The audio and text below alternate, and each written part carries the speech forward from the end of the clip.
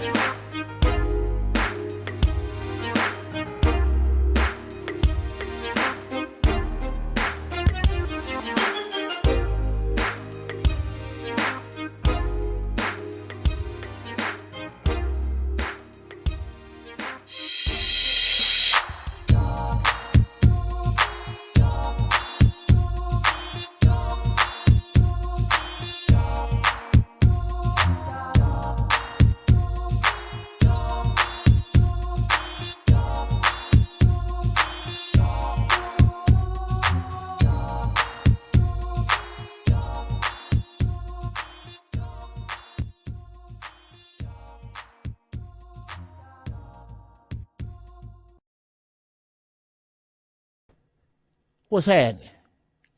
What's happening? Oh, shit. See? I thought I had my shit ready. Turns out I don't. God damn it. There we go. All right, that'll do. People. What is happening? What is happening? Hey, congregation. Welcome to the First Church of Holy Shit, which is what's going down today.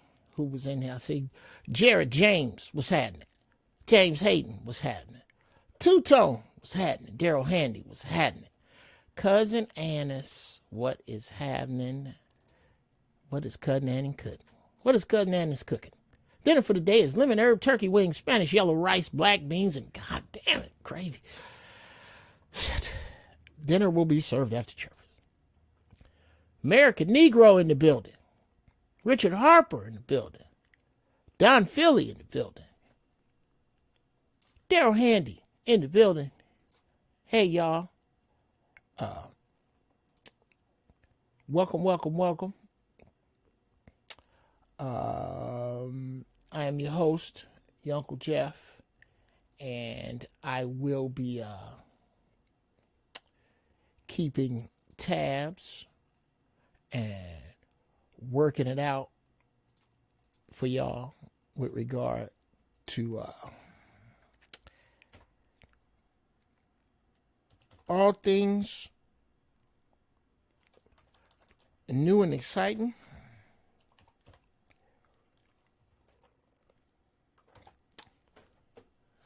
And we will be having a goddamn wing ding today because I think I got a really good topic.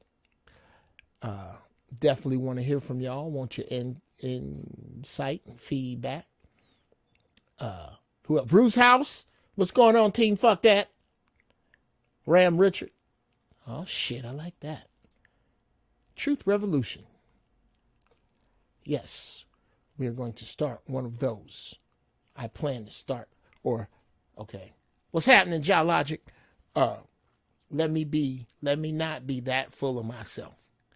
I'm not starting this truth revolution, but I am happy to say that I am a part of it. Adam Walsh is really alive. As in, don't try to apprehend him, dude. Oh, shit. Yeah. I'm going to need some links. I'm going to need some more than that sentence, sir. Because this just in, nigga. Unless you bullshit.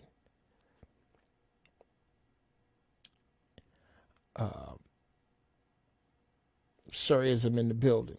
Daryl Handy in the building. If you've never been to the First Church of Holy Shit, let me explain to you exactly where you are. Y'all gonna have to deal with the distraction of my rubber bands, because I'm tired of dealing with this shit. I'm tired of dealing with these braces. I'm tired of dealing with and dealt with Invisalign, all this shit. I just want this shit over. The quickest way to get this shit over is do what the damn people tell you. And as much as I hate these fucking intrusive, awkward looking, cumbersome,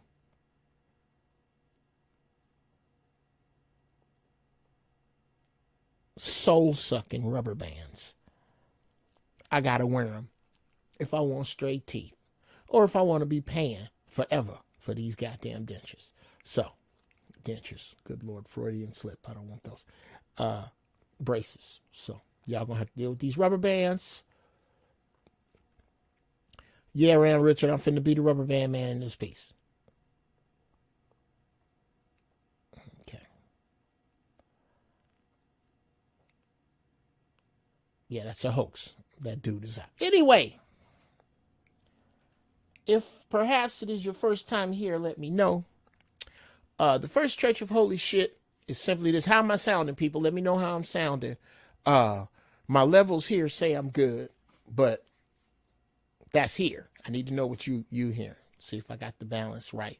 I'm still working on that one ear thing. How long, Uncle G? Big Red wants to know. I've been dealing with this shit all together for a couple of years. Like I started out with Invisalign and putting them goddamn things in and out every meal's pain in the butt. So it didn't work. What's up, Cutlass Reed? James T, what's up? It didn't work. So I just switched to braces, and I've only been on braces this year. But my teeth wasn't horrible. Okay, my teeth was not terrible. They was just starting to go their own way. And then when I put the braces in, I had the 1, 2, that one, and one of these that was give us free. It was fighting against this shit in here. Now that everybody is kind of trying to go where they want to go, the rubber bands are super important.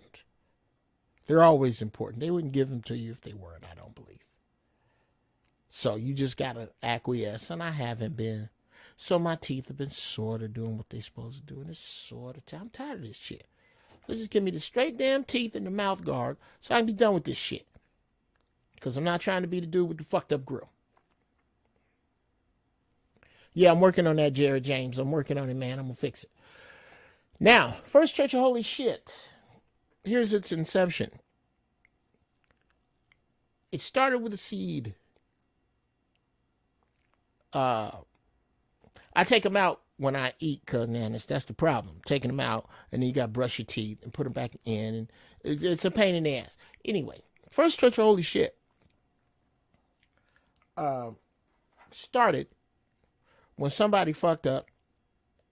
The inception of it was when somebody fucked up and told me that God was everywhere.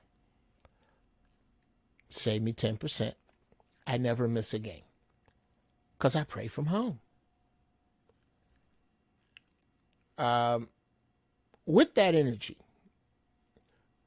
brings about the truth that we all have here, at least those I believe who have gathered themselves here today, is that there is something else other than us making decisions, controlling and making shit, building and destroying, responsible for us, loves us, chastises us, gives out retribution, is coming back for a reckoning. Not on none of that Jesus shit. So,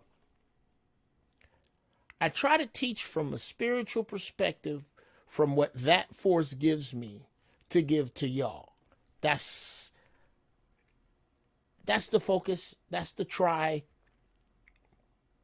That's the aim, is to be able to share love with you and don't give God a name. That's the aim, to share love with you and don't give God a name. Because once I do, somebody got to be wrong. Somebody got to go to hell. Who needs any of that shit? We're just here trying to get some word from the Creator, and that's where I come in. What up, Jeff Scrivener? Welcome. Now,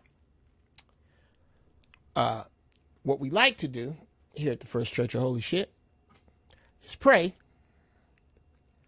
and then smoke. And then learn. I like that.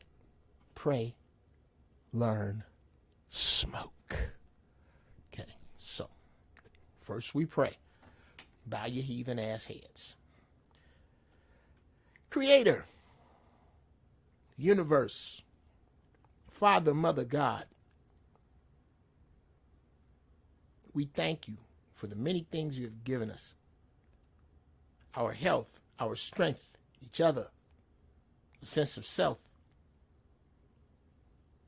a desire to do good, an overwhelming desire to be focused, good, right, pure, believable, dependable, depended upon, relied upon, from above and below. We want those things. We know you can give those things to us. You can show us the way in these uncertain times. The stuff you give me, I turn around and get in. Let them know that there is no center agenda here. That I happen to like running my mouth, and I try to run it on your behalf. Speaking of that, see to it that your behalf is what comes out most here. Also, bullshit gonna sneak in. There's some people full of shit. I'm full of shit sometimes. That's gonna sneak in, but for the most part, let your desires for us show up here. Let what you need, O force, O ancestors, O higher being, let what you need, positive force, to come forward. Let us learn something. Let us share something. Let us teach something. I ask these blessings in the name of my ancestors and my Creator, and it is so. And now, we smoke.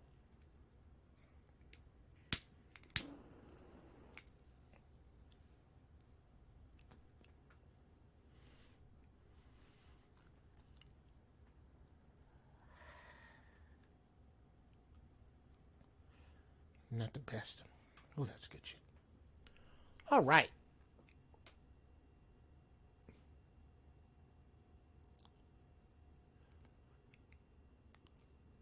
Cool. All right. Let's shove off in the water now.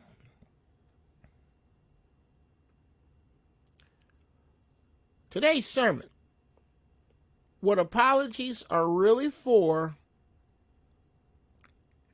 and about.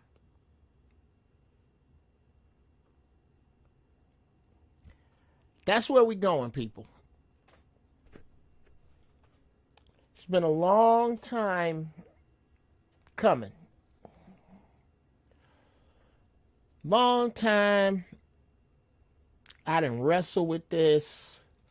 I done talk shit about this. All shit that my Uncle Kev over in Facebook land. Uncle Kev, please, please, pretty please, with sugar on top. Another deep ass dude. Shout out to my Uncle Kevin Moore. Make your way over here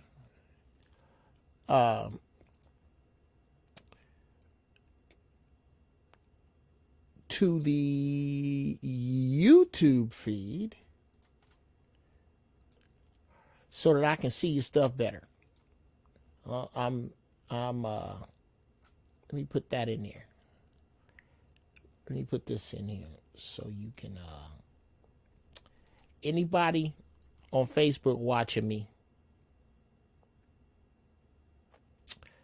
yeah, that's probably useless in here. That goes over here. Yeah. There we go. All right. YouTube people, there it is right there. Hit that link. Hit that link so I can see you when you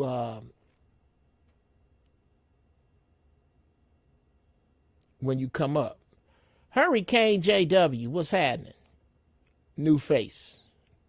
I don't remember that name. I like that name, Hurricane. Yeah, JW, what's happening? All right, nephews and nieces, off we go. We've got to jump into it.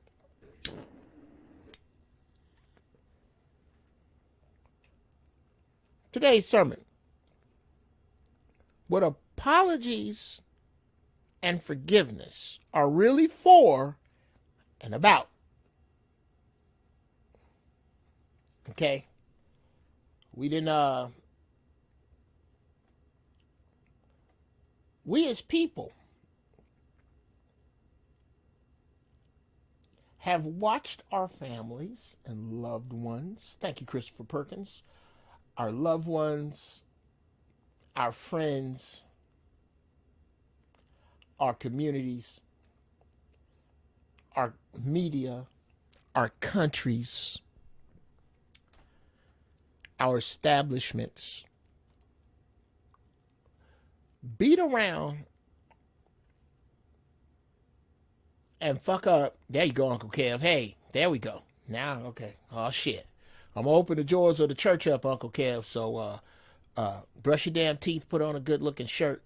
You are more than welcome to come in later. I'm going to put the link in a few when I get, after I take my little funky-ass text. And then you are more than welcome, ladies and gentlemen. My Uncle Kevin Moore. He tries to run from it, but another master Jedi. Anyway,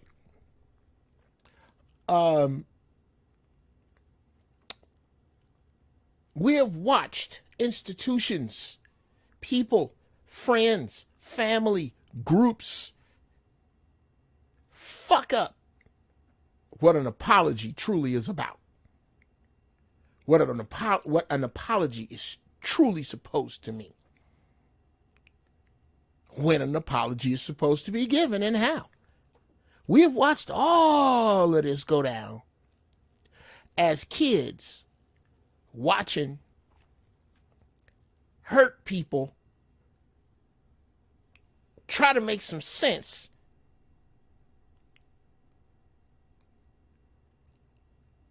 of what it is they mean when they use these two words. I'm sorry. And yeah, Uncle Kev, you ain't ever too old to get your goddamn teeth fixed right. I'm not finna be the nigga with the tore up grill. Even knocking the shit out of 60. My shit gotta be straight. I want the teeth in the book. And I can get them.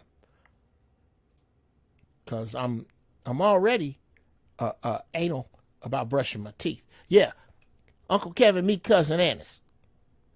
Cousin Annis could slide right in on my mama's side of the family. Uncle Kevin on my daddy's side of the family. And, I always heard what everybody heard when you was growing up. You know them niggas on your daddy's side ain't shit, don't you? That's everybody. Everybody here has heard the niggas on your daddy's side ain't shit. Okay. Well, I got older. And I run back in to my Uncle Kevin, who is my age, by the way. And we like 2 peas. Anyway,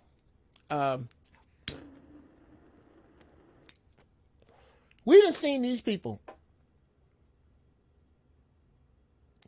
tear all the shit out of an apology. Oh man, 6 Mile, I'm gonna get to that.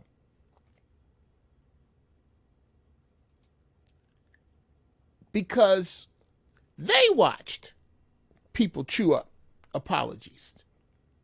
Because nobody ever challenges, I will say this is the biggest reason, what an apology is truly supposed to be about. If you have any objection to any of this, please put it in the chat. This is your Uncle Jeff's definition of what an apology is. An apology. An expression of guilt and or remorse that has nothing to do with the thoughts, words, or deeds of the other person you're apologizing to. I'll say it again. An apology is an expression of guilt and or remorse that has nothing to do with the thoughts, words, or deeds of the person you are apologizing to. Which means, by default, the words and, if, or but are omitted. I fucked that all up. An apology is an expression of guilt and or remorse that has nothing to do with the words, thoughts, or deeds, that has nothing to do with the thoughts, words, or deeds of the person you're apologizing to. Nothing. Which by default omits the words. And, if, or but. That's what an apology is. If you're given anything else, you're still waiting through your shit. I'm sorry, but if you hadn't, I'm sorry, but any buts. Not but if, not but you, not but they, not but I. The apology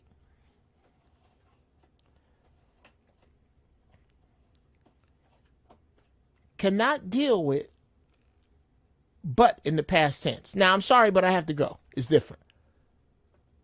Then, I'm sorry, but you shouldn't have sat on my car. That's why I bashed your windows in. That's not an apology. I am so sorry for bashing your windows in. First off, that's your property. I don't have the right to touch it regardless to what you do. You put your hands on my family. I'm not going to bash your windows out. I'm going to bash your fucking skull in. That shouldn't actually be in the apology, but that's what's the underlying of my apology when I say, I never should have damaged your property.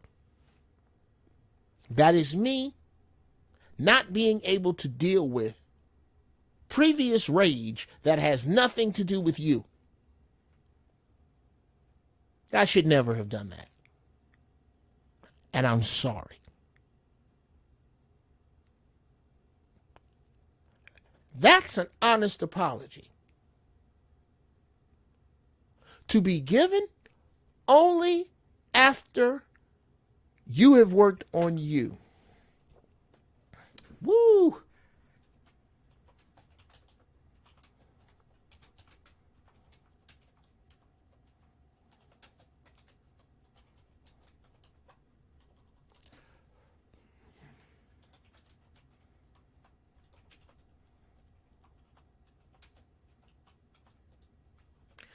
This is going to be worth it.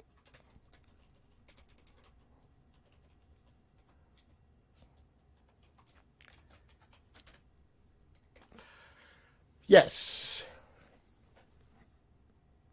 That's what an apology is. Has nothing to do with what the other person did at all. Cheated on you. Killed your brother. Raped your kids. I don't give a shit what the other person did. An apology can have nothing to do with their actions.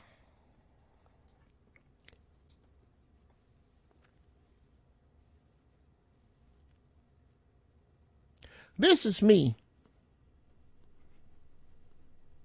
apologizing for what I would do if I was Trayvon's daddy. Hey, George, I owe you an apology. I apologize for not acting on your ass sooner. That is my apology to you. Because my behavior led you to believe that black people were docile enough for you to somehow be justified. That apology don't have nothing to do with him. That's me. Matter of fact, I don't even owe you one. I owe the black community one. I'm sorry I didn't handle my business sooner. That's some of the grimmest shit I can find. Now, here's some of the best shit I can find. You and your girl go out on a date. Y'all get in an argument.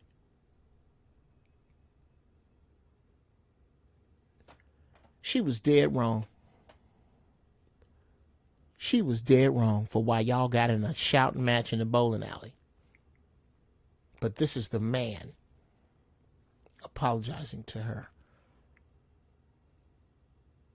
Baby, I'm sorry for my part in this, and here's what I'm sorry about.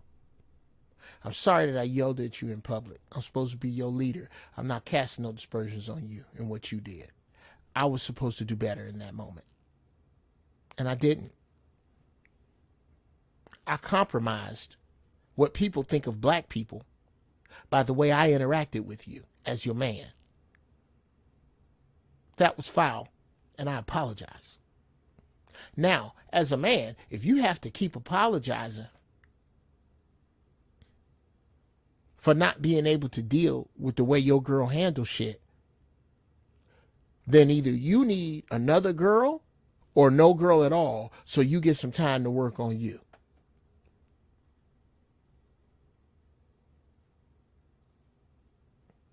That's just fucking honest. You're going to need the time to either deal with you or not deal with her. If you keep having to apologize for your part in chaos, whenever you're dealing with your part in chaos, you have got to deal with why you are dealing with the other 50% of that chaos outside of them.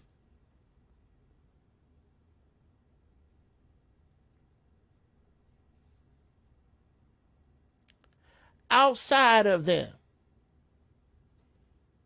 You have got to figure out how to deal with the part of you that keeps you in the company of people you need to keep up. What's up, Savage Cabbage? You need to keep apologizing for when you ain't really doing shit that bad. You got to search your soul to find an apology. Why am I around people like that? When I have to apologize to the people that I am around, it is crystal clear my fuck up, and I fuck up a lot. Forgetful, impatient. Got to work on my patience. I'm getting better. My forgetfulness. I bite off more than I can chew.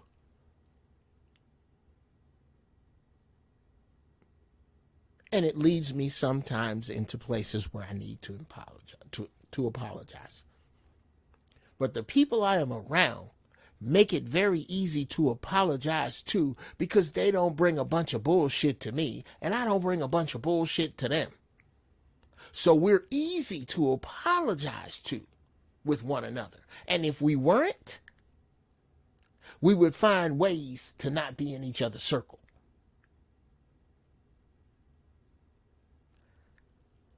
That's your duty. That's your work. Problem is, you cannot give a real apology unless you have done the work for and on your ass. You got to do the work on your ass. Straight up. You won't be able to give a real apology. This is impossible until you can search your soul and take accountability on your own.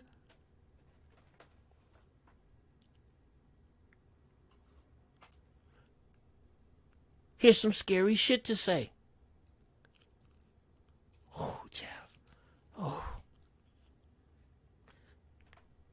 Do you realize that if you have never given an expression of guilt and or remorse that has nothing to do with what the other person said or did or felt or conspired to do or set in motion, do you understand that if you've never done that, you've never apologized?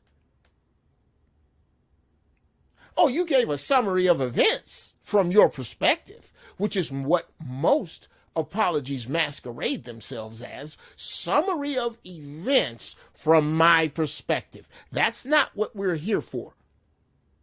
We're here to make amends and break new ground. You have to find the part of you that you're really sorry about.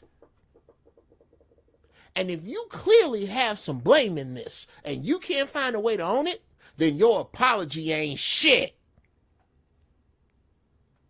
Dear ladies, bad news. Most of your apologies ain't shit.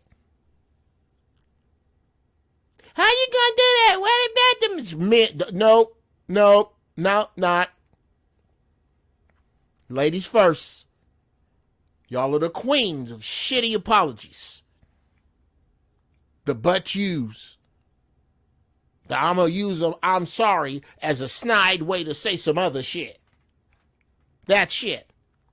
Oh, it's dudes like that, but that's bitch behavior, fellas.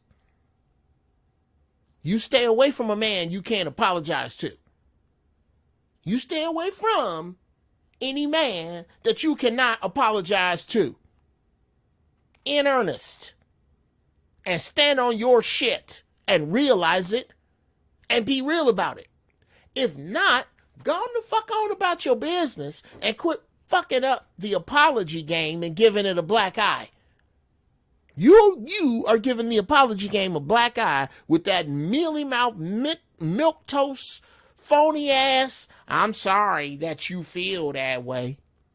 I'm sorry you was too weak to take. I'm sorry, but if you hadn't. No. Keep all that bullshit. Because all that's bullshit. Bullshit that you stuck in because you don't want to deal with your ass and your shit. You are a human being. So by default, some shit's your fault. Find it.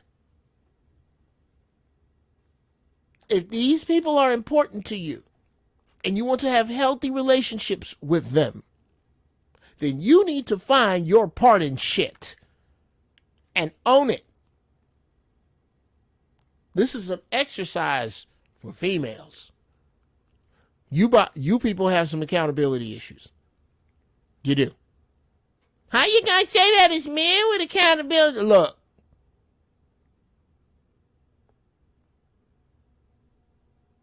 Find a bridge 100 women built. You can't.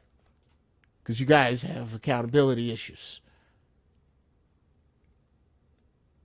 Okay, that's a little bit too honest there.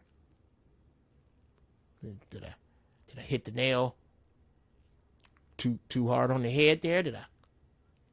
With the ladies and the accountability issues, I could be off base. I could be off base. I'll take help here. I don't mind being inaccurate. Maybe it's too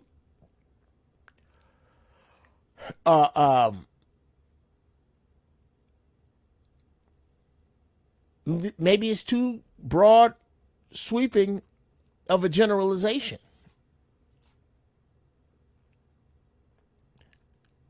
Maybe I'm wrong. Maybe I'm somehow just projecting my own hurt into this shit. You know, I've been through some shit.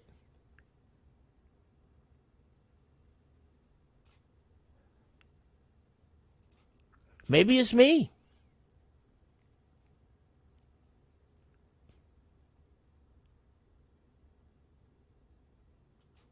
Ooh, wee, Jeff.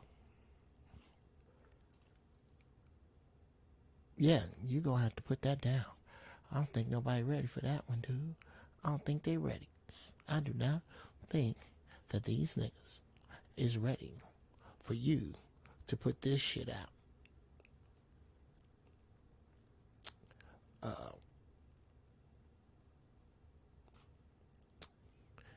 It's some shit. And I tell you where all of this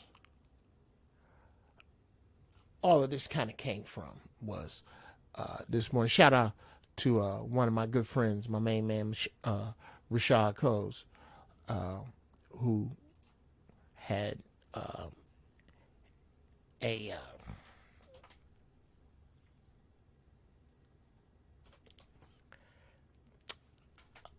a post up on Facebook today. And I'm learning. Hey, Twitter. Hey, Instagram. Y'all saying stuff to me right now. I'm going to look at it later. But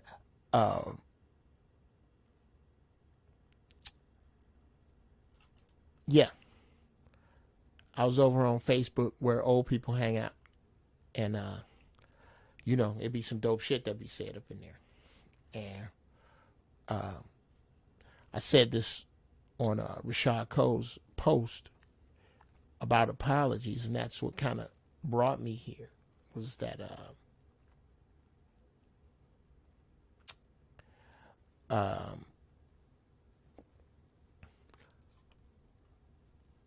that he was breaking down Will Smith's apology, which to me, I was good with, by the way. I was good with Will Smith's apology. I'm going to get to y'all comments in a minute.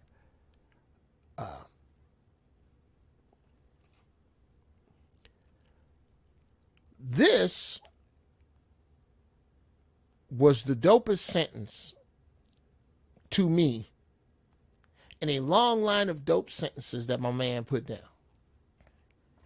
The injured parties don't have to accept his apology.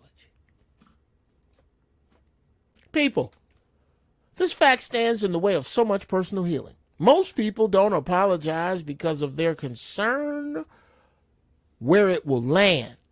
You owe apologies. No one owes you forgiveness. You so scared of being the victim of something that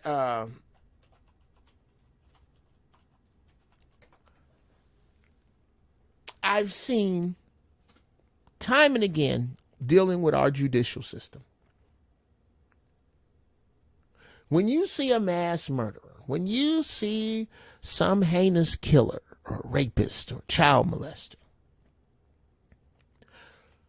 the court,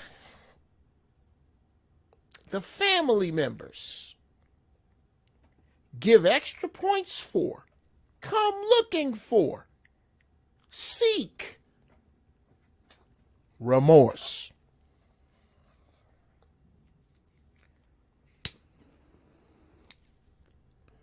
What they want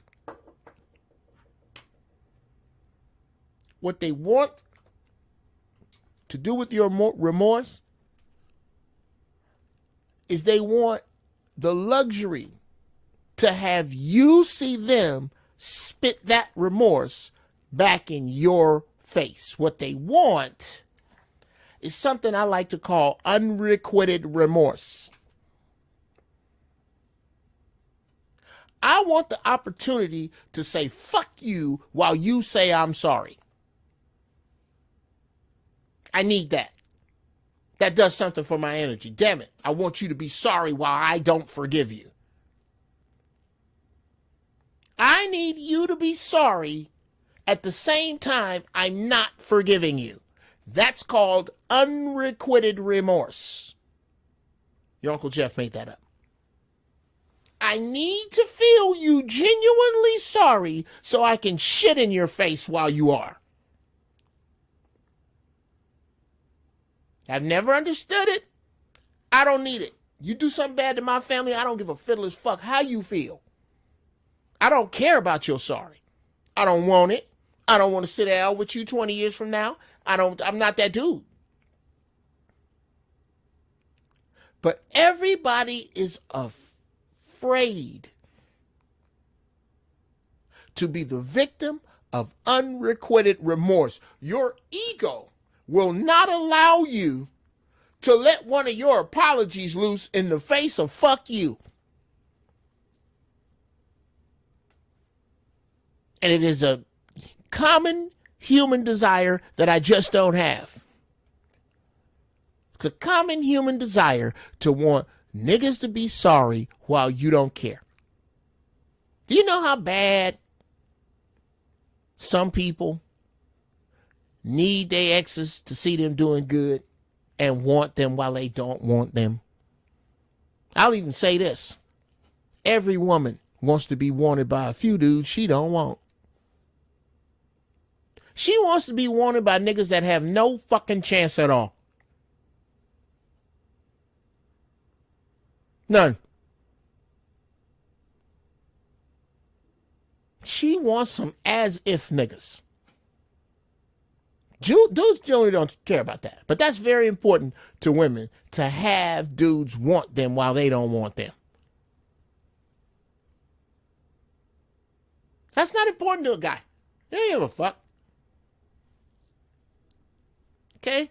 You walk into a room with 1,000 women, all 1,000 women think y'all got the best pussy in the room. Unfortunately, due to the laws of physics and mathematics, 999 of you are wrong. You get 1,000 dudes together, all 1,000 of us don't think we got the best dick. We know there's some nigga in here with a better record. I'm not talking about longest. I'm not talking about stay hard the longest, not the thickest around. The biggest player in the room, in the back of his mind, knows that he might not be the biggest player in the room, which is what makes him the biggest player in the room. Women tend not to think that way. Y'all tend not to. Y'all tend not think that way.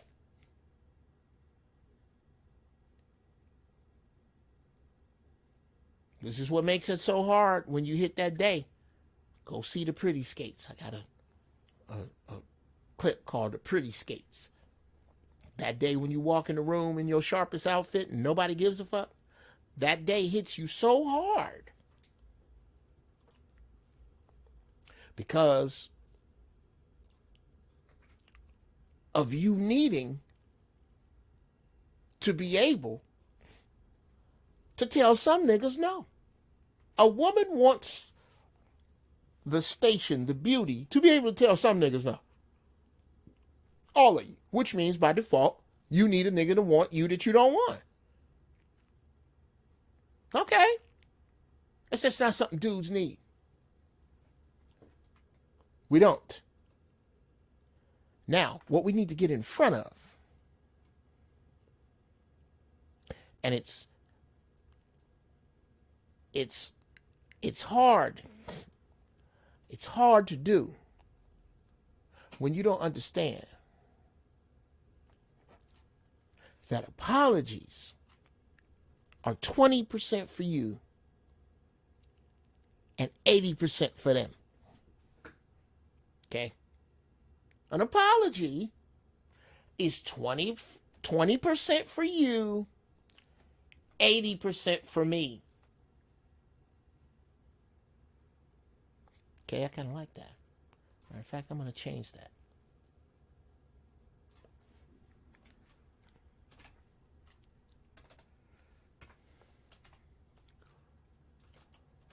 And I mean, right on the spot.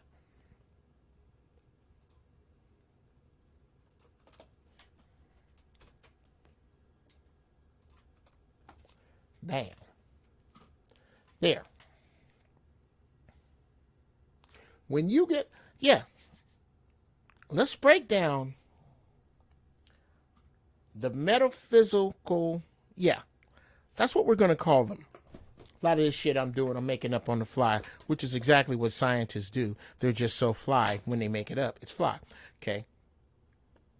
We're going to break down the metaphysical dynamics of an apology.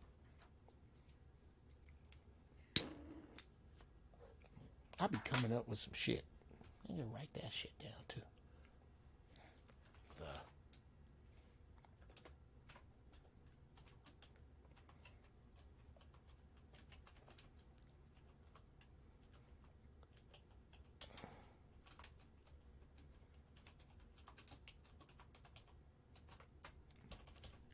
Okay, now hit a nigga with a little change for undoing your strange.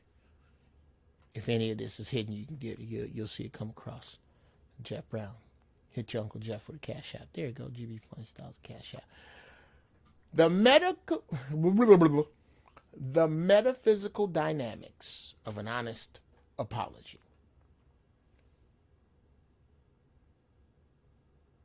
Let's fuck with that.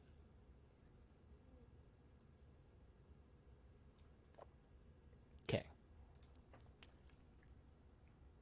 Apologies are 20% for you, 80% for me.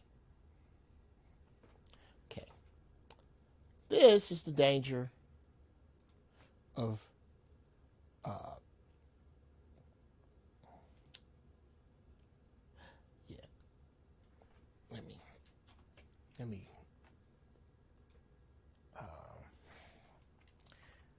let me break this down a whole different way.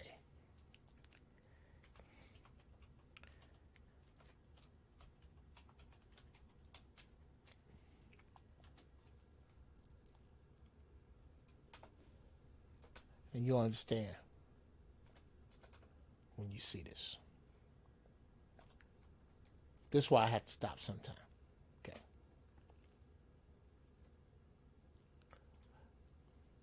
Okay. Let me break down the metaphysics of the apology forgiveness dynamic. That's where we are. You see how I had to rock through that pimp shit? And then you got to do this shit here. Yeah. The metaphysics of the apology forgiveness dynamic. That's where we're going right now.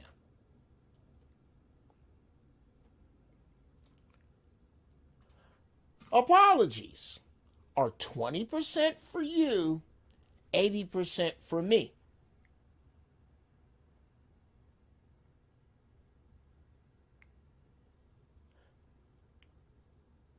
It is not which is different. The need for the 80% for me, according to how much work I have done on myself, have little to nothing to do with just your remorse. It is about me seeing that you, in the interest of repairing and making stronger our relationship, whether that is stranger to stranger, whether that is clerk to customer, whether that is prisoner to warden, or father to son, husband to wife, co-worker to boss, whatever the fuck.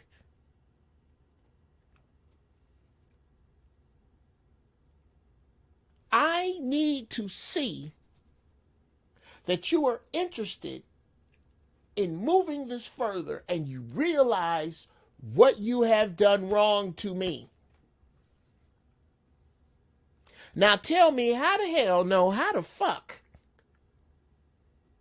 do you arrive there telling me about how you are clear on how to deal with me, blaming me for how you dealt with me?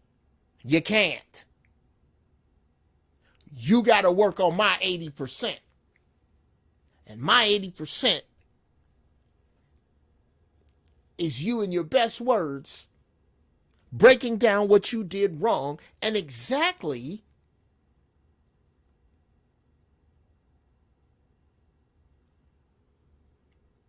why you feel sorry, and exactly connecting that to your sorrow and your plan. Because a plan is trackable. Your plan for never doing that fucked up shit again. Something I can track. What the fuck you think your woman wants your phone for? She's trying to track your sorrow by your post action. Are you still texting that bitch? Are you texting new bitches? That's what that 80%'s about. It's not about you. The 20% is about what you have learned for you and how you are not going to fuck people up with that in the future, or you see it and are going to purposely try to avoid it. You might be too big for it. You may have been so fucking damaged that you're going to do that again because that part of you is you're the Titanic and that's your learning iceberg and it's still tearing a hole in your shit because you haven't figured out. But at least you know it. I know that when I'm triggered by this thing that happened when my dad did this, that's what makes me lash out. I know that. My ability to see that before we get to this problem and either not be there or be there better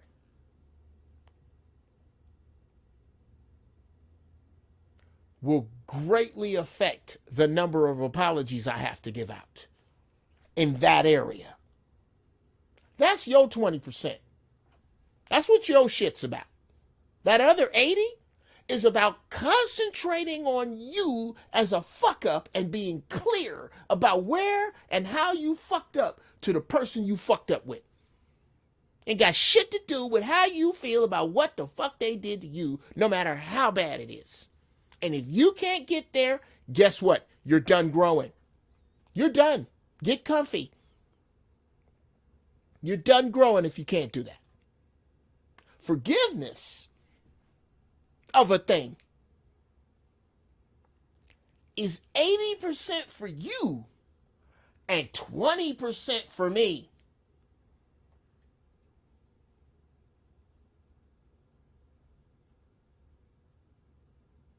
It's 80% for you.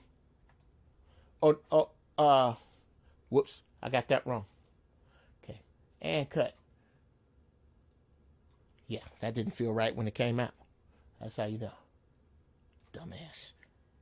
I'm sorry for that. This has nothing to do with you.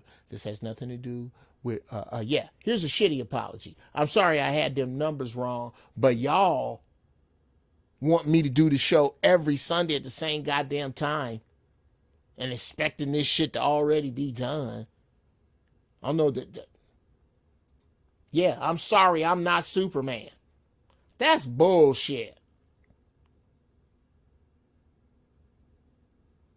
That's not an apology. Here's an apology. I'm sorry, you guys. I know this is kind of out of time, but I get how I may have fucked that up. You was trying to wrap your head around it, but there, yeah, I fucked up. My bad.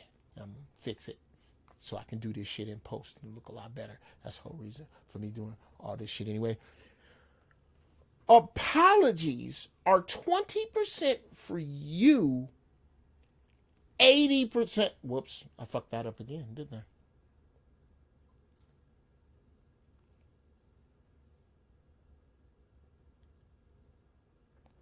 Yes, forgiveness is 20% for you and 80% for me. I'm forgiving you for mostly me. I'm apologizing to you for mostly you. I'm forgiving you for mostly me. The 20% is for you to go along and understand, hopefully, what I'm forgiving you for is congruent for what you're sorry for. I'm sorry I killed your son. I forgive you. The forgiven person is getting 80% from the forgiveness that they give. They're getting 20%. And they're getting the 80% from the apology. The other 20 of both of those, they got to work out for themselves. The I'm sorry I killed your son? Bruh.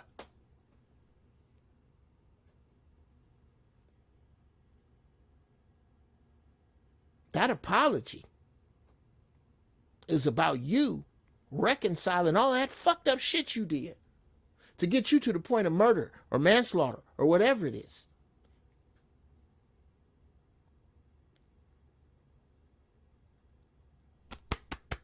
Me forgiving you is for me. Because I know, oops, I done popped the bubble. I done popped the goddamn, one of them popped out. Carrying this angst for you is heavy. So I have to forgive you to put that down and be honest about the fact that I forgave you. Because if I'm not, I am subconsciously burning myself. Don't forgive a motherfucker you ain't honest about. What in the fuck are you doing there? Do not forgive somebody you are not honest about. You're burning yourself again. It's all inner work. And if you don't do the inner work, if you don't do the inner work, there are places you can't get to. The whole point of forgiveness is to make guilt moot. It's a moot point. Who's guilty? When I forgive you, I'm over those lessons. And the only way to get over those lessons is to understand those when I start to look at why you did what you did to me and break this down into humanity and lessons. And I can't get there if I don't work on myself. I can't. You can't give or accept apologies or forgiveness until you work on you. That's the big deal.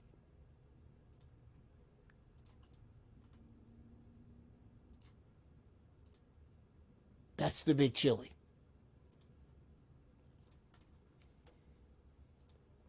You got to work on you.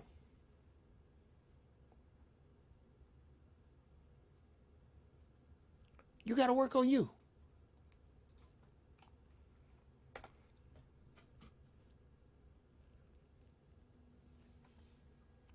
That's the StreamYard. Doors of the church is open. You niggas can come the hell on in here if you want to. And we can keep breaking this shit down.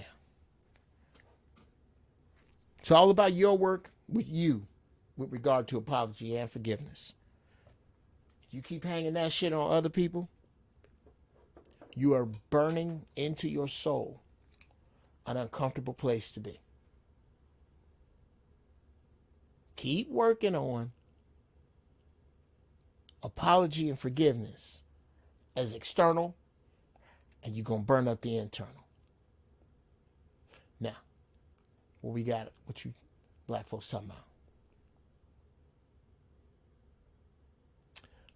Phil Chavez, I'm going to get to you, bro.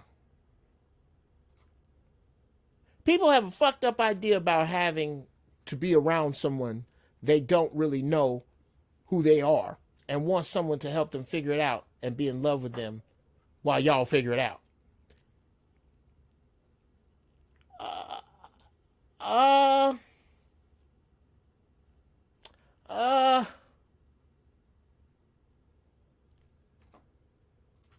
Learn you first, then maybe offer that up to someone. Well, brother, yes and no, Cabbage. Yes and no, nephew. Let me, okay. Here's the yes. The yes is that is fantastic on paper. And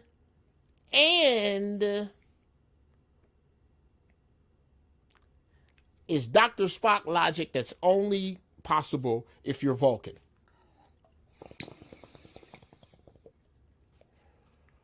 Ooh, a bong hit different. Oh, that's beautiful.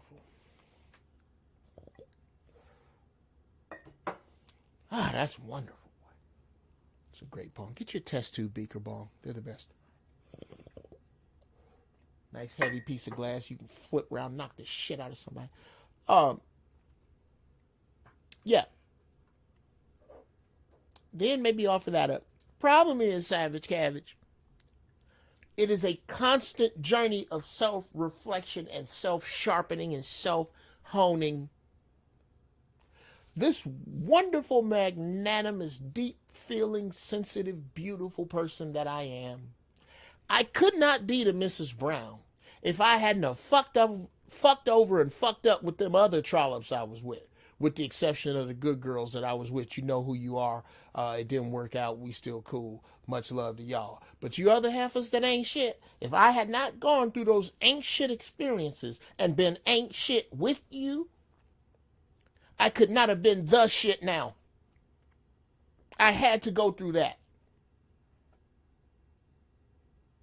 I did, which is why I'm working on myself, because I refuse to apologize to some of you heifers for shit. Some of you, yes, I owe you big apologies. Holy shit. I owe some big apologies.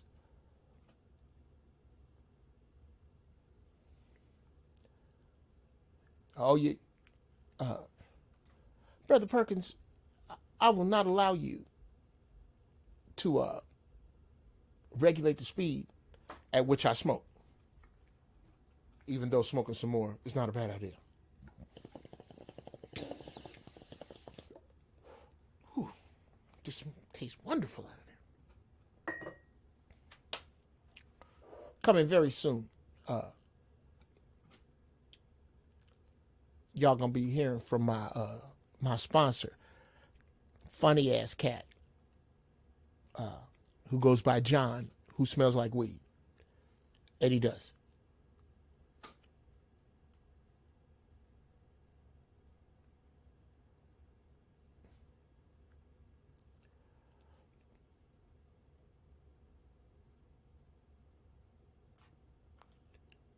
Smoke more, Jeff. Your articulation gets better the more you smoke. You know, Christopher, thank you, sir. But, nephew, I believe there's a curve on that. And it comes in harder when you fuck around with edibles.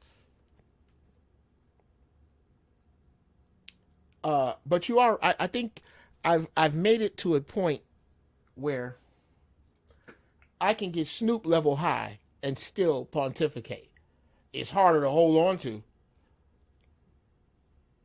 It's really like trying to pilot a soapy helium balloon. Yeah.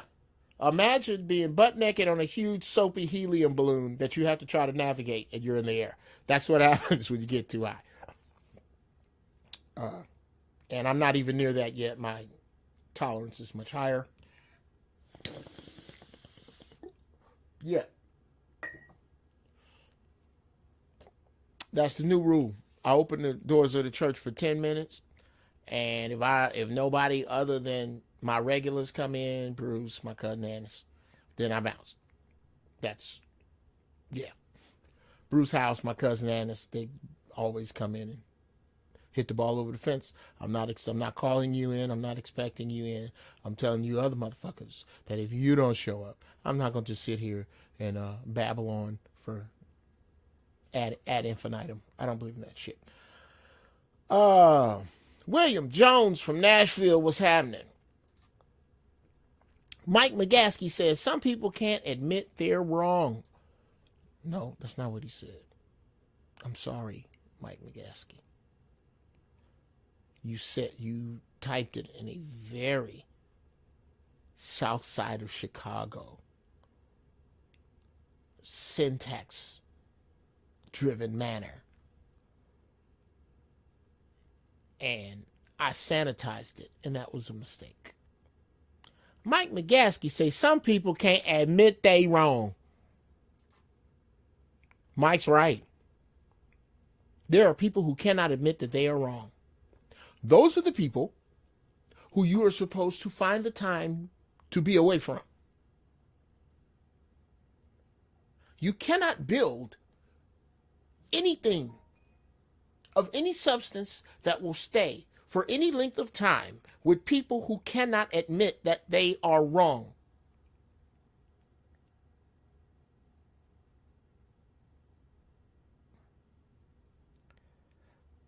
Okay, yes, I'm going to have to look at that later. Yes, this is worth putting up. I'm going to throw that up.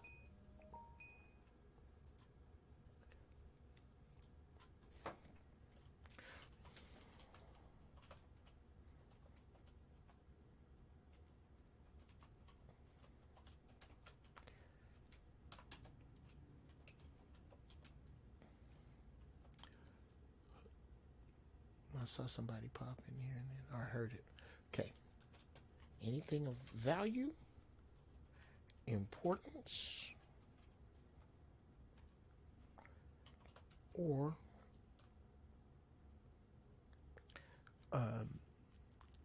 long. Sit tight, Zen Master. Sit tight, Bruce House. We finna get up in here.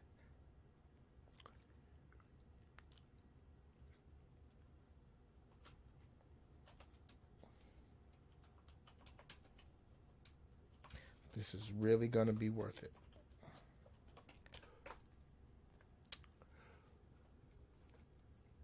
Here.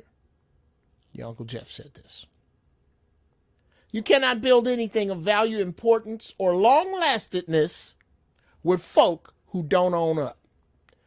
Okay, now I'm going to have to do that because I spelled folk wrong. Sit tight, Zen Master. I'm coming.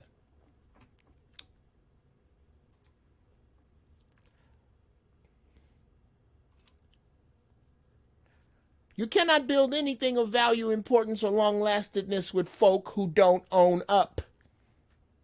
I don't care if it's your wife, your mama, your daddy, your best friend, your kids, whoever the fuck. If you don't own up, I can't build with you. Now, let me add to the stream a couple cats, man. Couple of nephew Jedis. Brother Zen, Brother Bruce, how y'all doing, man? Welcome to the show. Doing well, Mr. Brown. Just had to tap in with you. I just got out of class a little while ago, and so my boy Teaching on. or taking? I'm taking a course this summer. Okay, good. Yeah, Cool. just kind of making a career upgrade. My man. What's on your mind? Bro, I just wanted to tap in with you.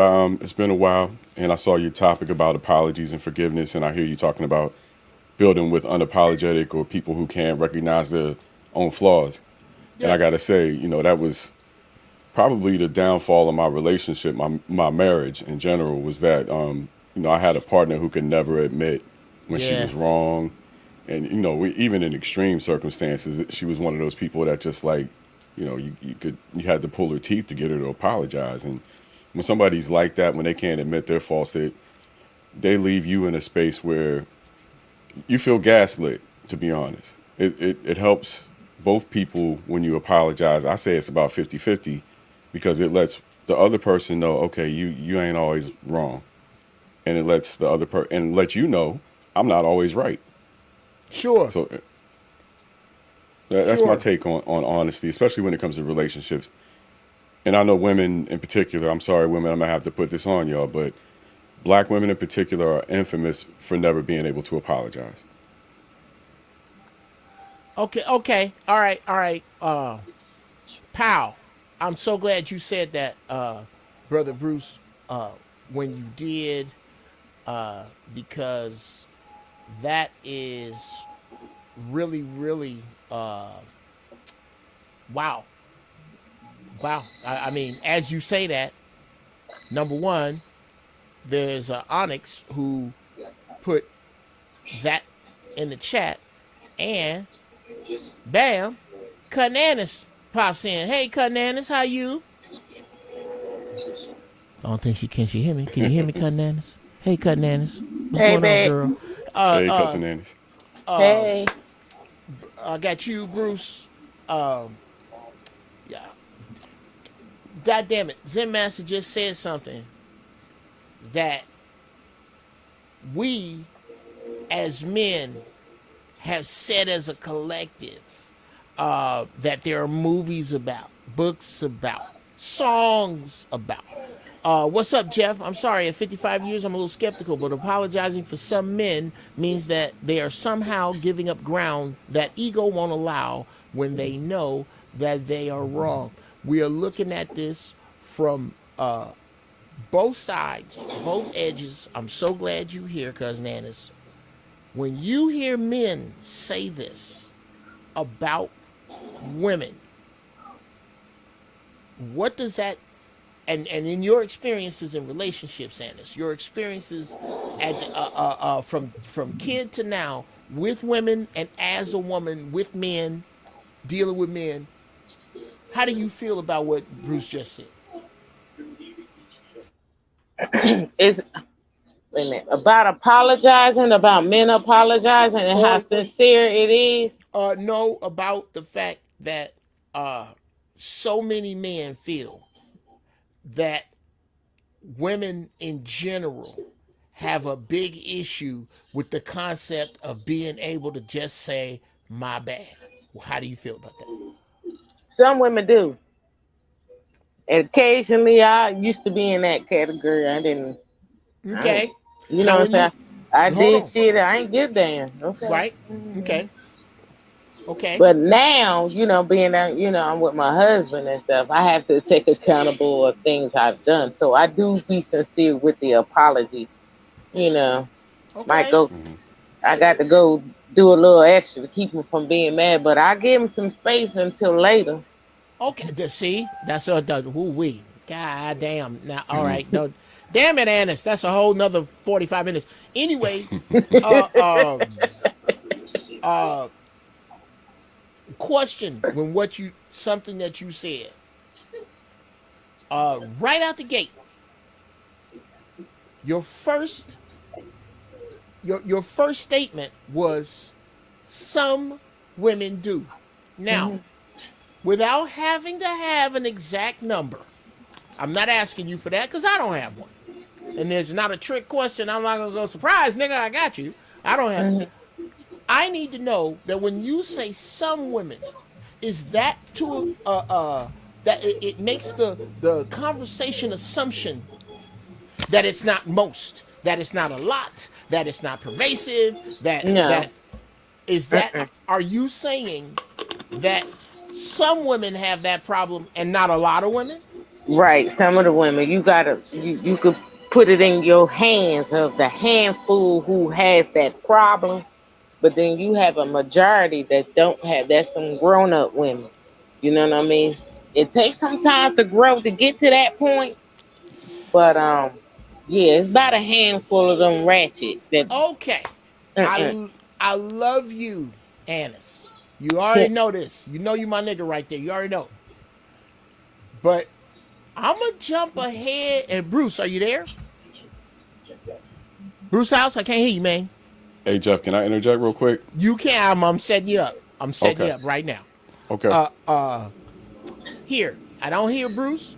So yeah, I'm gonna turn this I'm back. right here. Oh, I just are ain't you said there? nothing yet. Hey man. Hey man. Yeah. Yeah, I'm here. Zen, I've been here this Zen, whole time. right I just after- ain't said that. Okay, I couldn't hear you.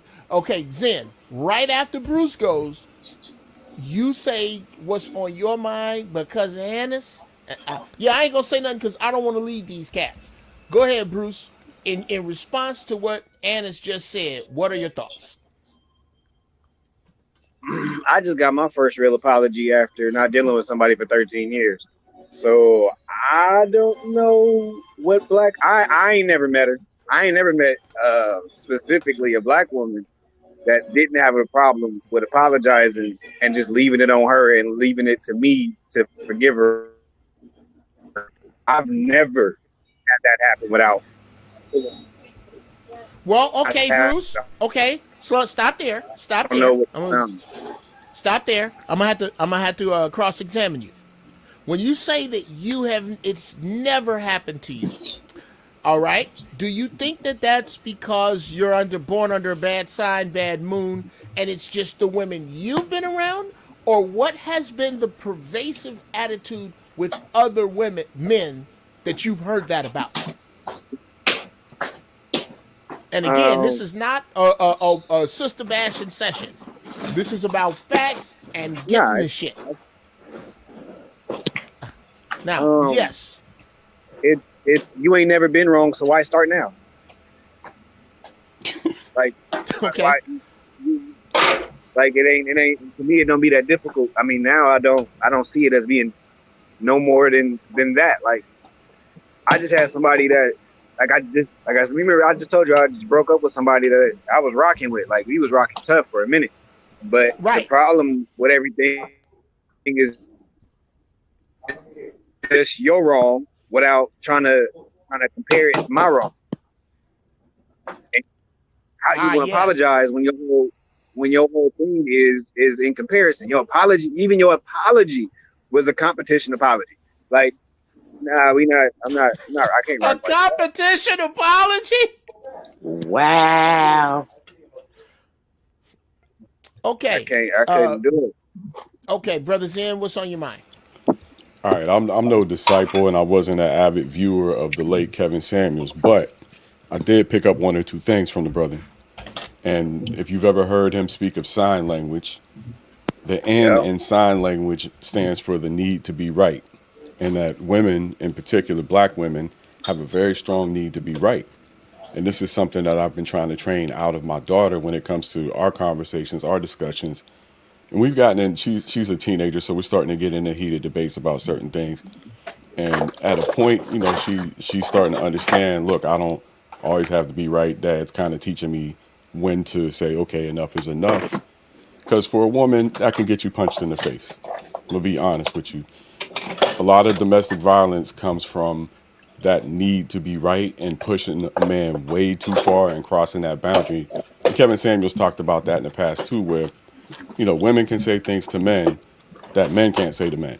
Because if men say it to another man, he's going to kick his ass. So it creates a lot of tension in relationships when those boundaries aren't exactly clear. And I don't want to go too far off the subject, but that was what came to mind with Kevin Samuels, was that need to be right and not knowing when to say when, not knowing when to yield an argument, not knowing this ain't the hill to die on, ladies. You got to understand when it ain't the hill to die on, because it could literally kill you. Yeah, well, you know what? Speaking of kill or die,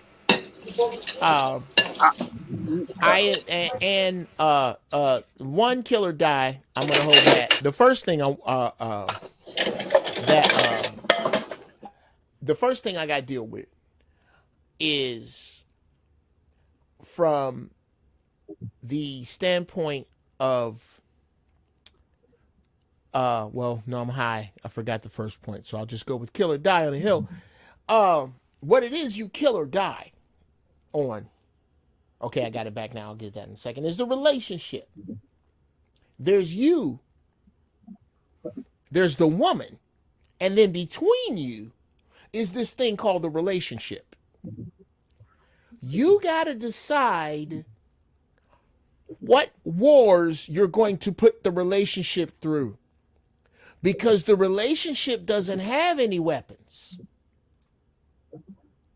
The relationship literally has no weapons.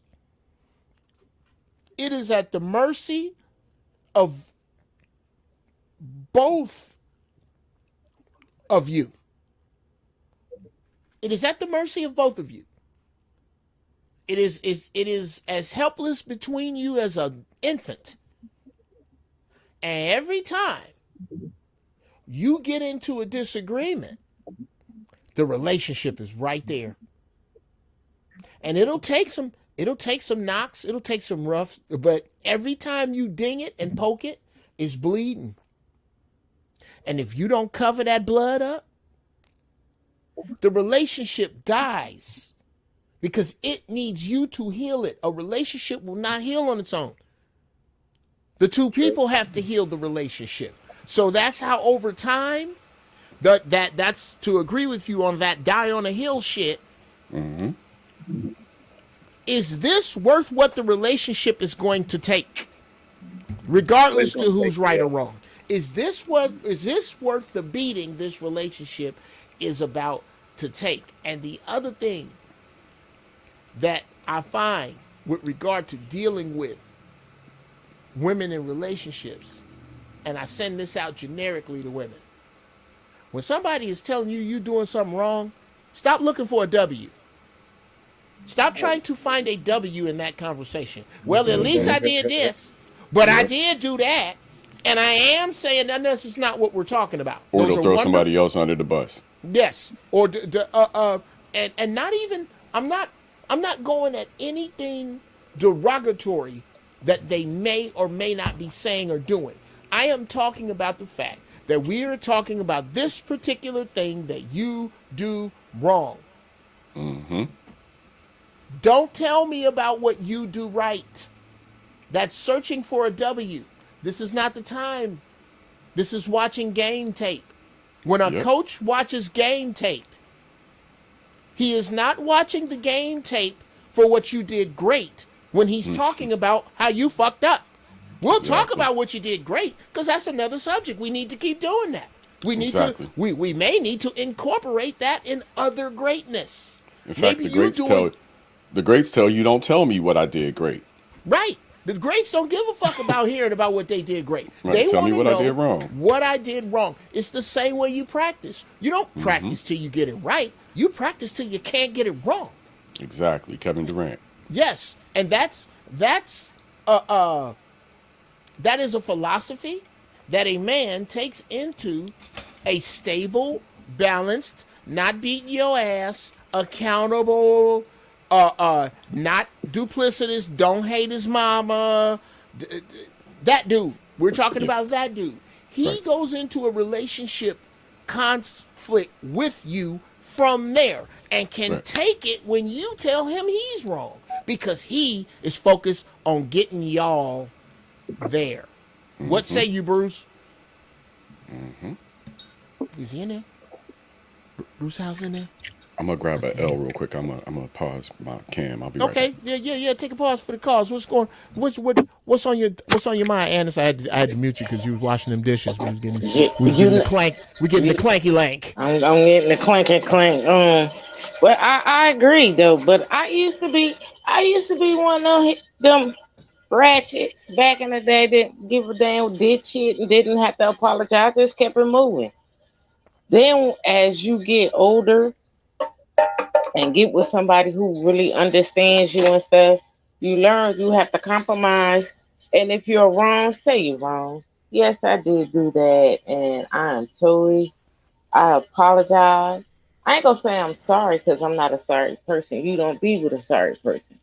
But I am gonna be apologetic about it and tell you that I'm wrong about it, and we're gonna do something to fix it.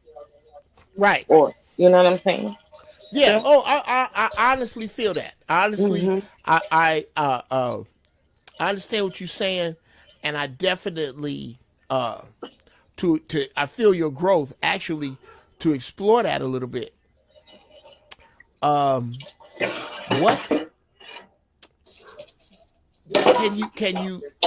can you tell me if you remember or if you can feel when you turned the corner, when you from I used to be that way? Was it a thing that happened?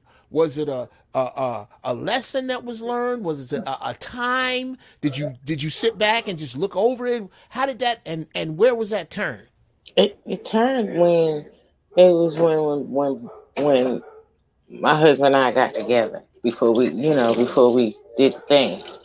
I've been, rolling the way I've been rolling for so long, solo, that to whereas when I got with him, I ain't think I had to, not say answer, but inform what I'm doing, where I'm going, or if I do fuck up, I never thought I was supposed to apologize.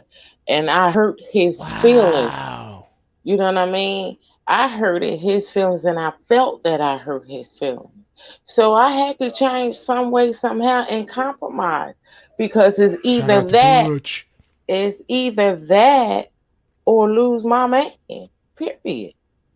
Wow. He's a good man, so I'm not gonna lose him.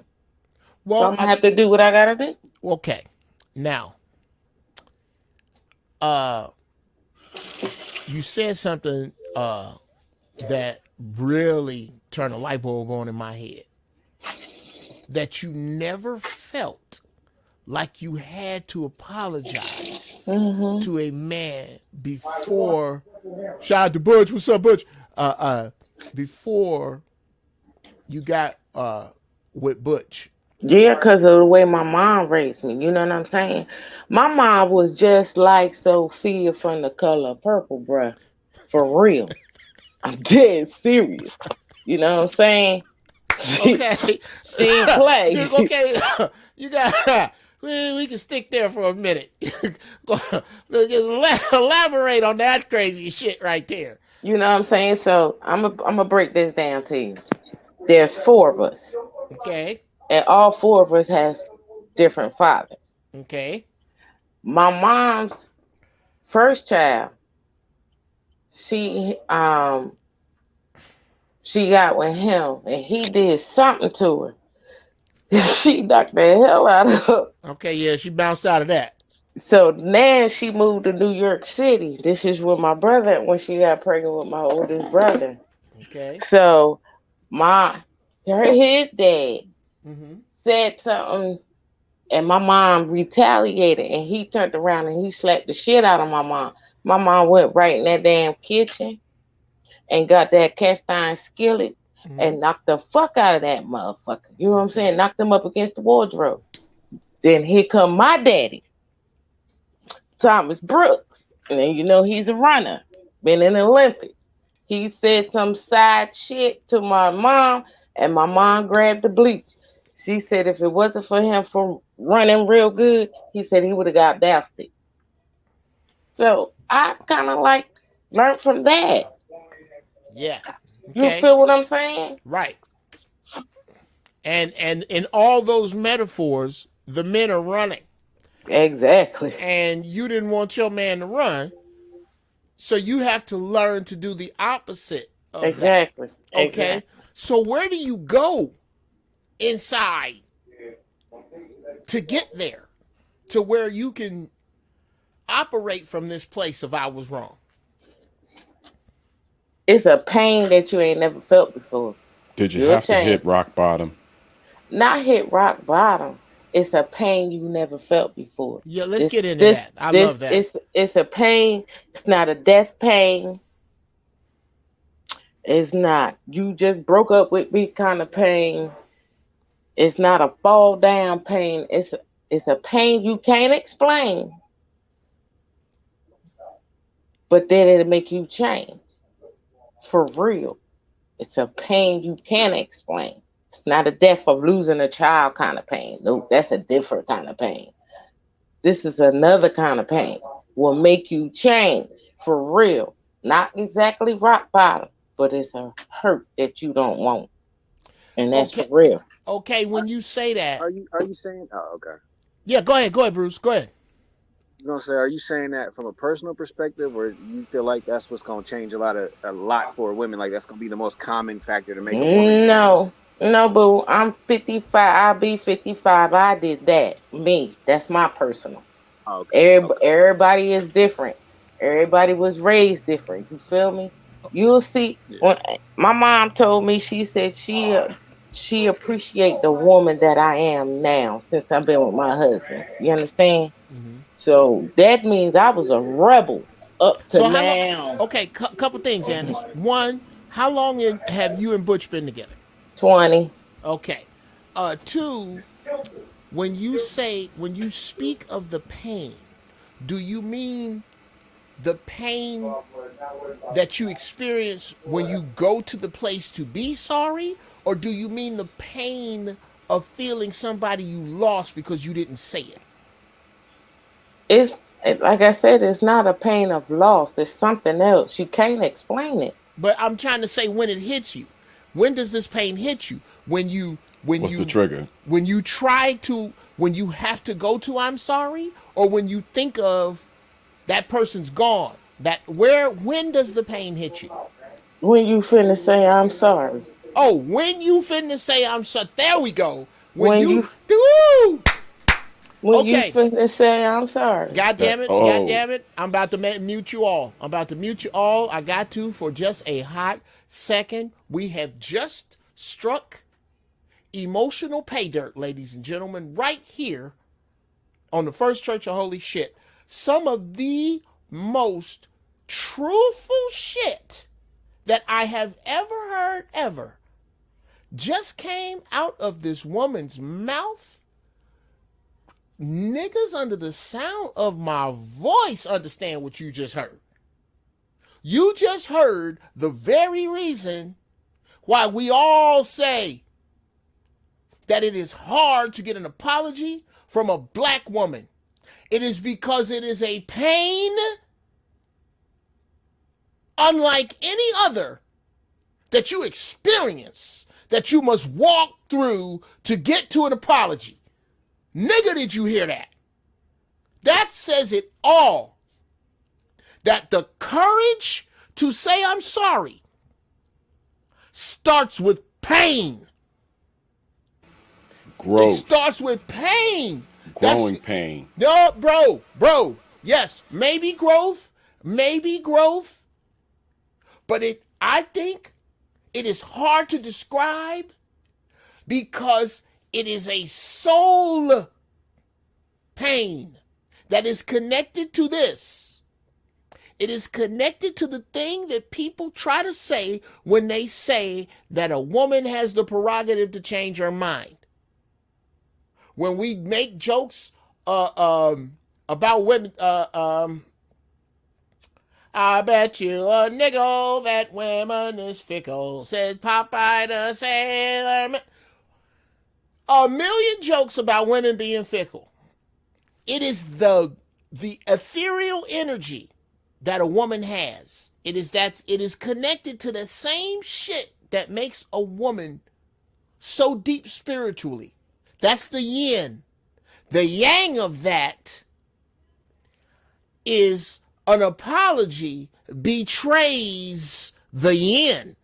For her, an apology betrays all that super spiritual shit I know I'm supposed to be. If I have to apologize, that means that shit don't work. They may not know that. No, hold, sit tight. They may not know that. They may not know. The ones that do are willing to separate themselves from that super spiritual shit and say, I fucked up.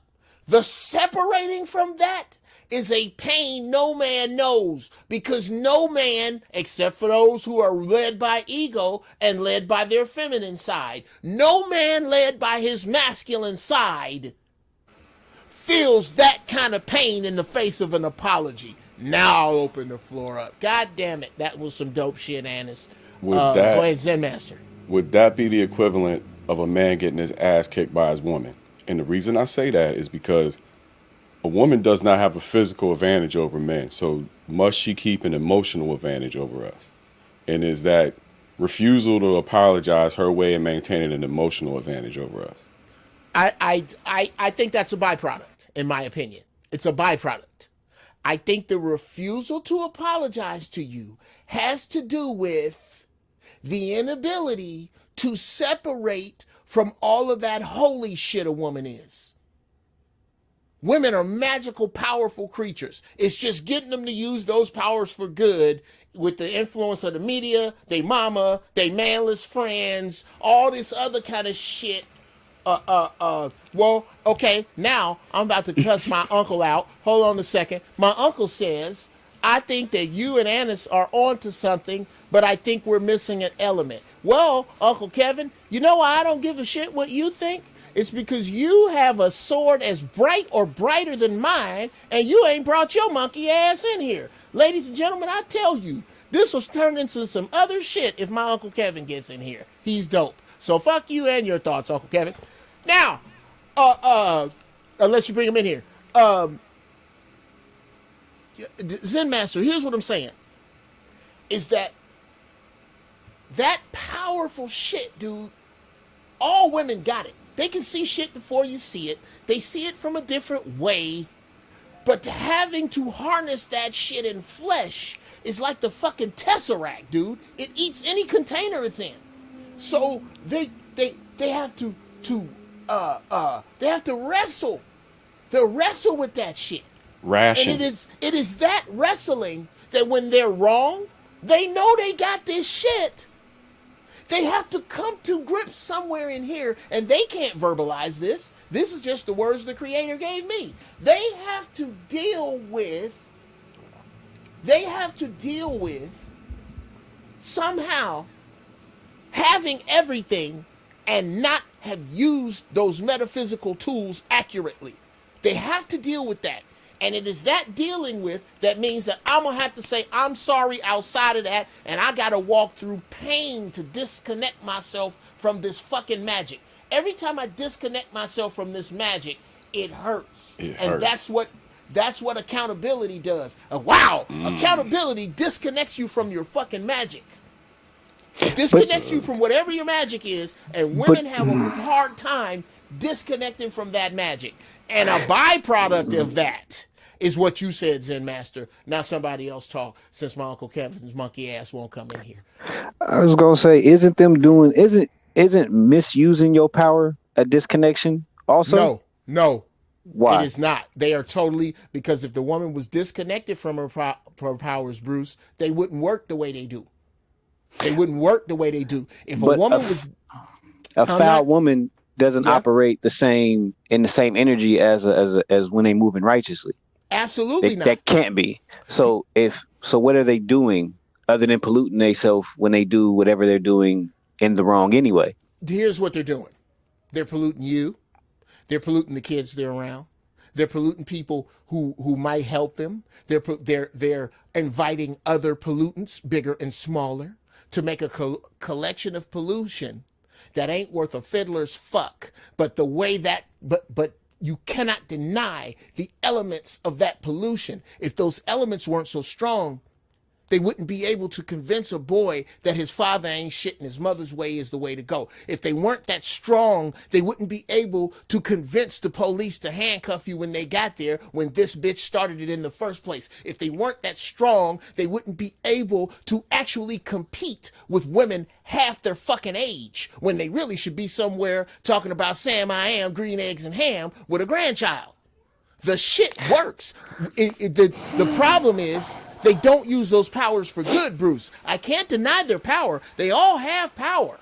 They just, some of them, the power has already eaten the container because nobody fortified the container with anything. The Scarlet Witch. That's what I believe. Oh, yeah. These ratchet bitches are super powerful, bro. They're not disconnected from the power. That's like saying Darth Vader ain't powerful. Bullshit. I mean, I get hypnotized on Instagram every day. So you're right. But okay, so here's the thing. So there's a natural state of nature that a kid is naturally attached to their mama because they was already attached to her more than they were you. So when they come out, her having more influence on the child should just be a natural thing. That should just be a natural state of being. The comparison of the relationships is where you get get back when the child wants to see you more because she ain't shit. Her polluting him, most men, it's a natural state of affairs also for most men not to try to dishonor the mother no matter how she feels, and no matter how he feels about her in front of a child. It's just dishonorable. So we don't typically do it. Because hold on, Bruce. This is where this is you guys should smoke the kind of shit I smoke. I can dig it. I consider myself somewhat of I'm a master Jedi. My Uncle Kevin, asshole that won't come in here, is a master Jedi. He's a master fucking Jedi, this dude.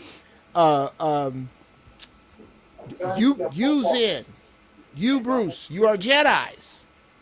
But I think you're Jedis that are training with cats on my level.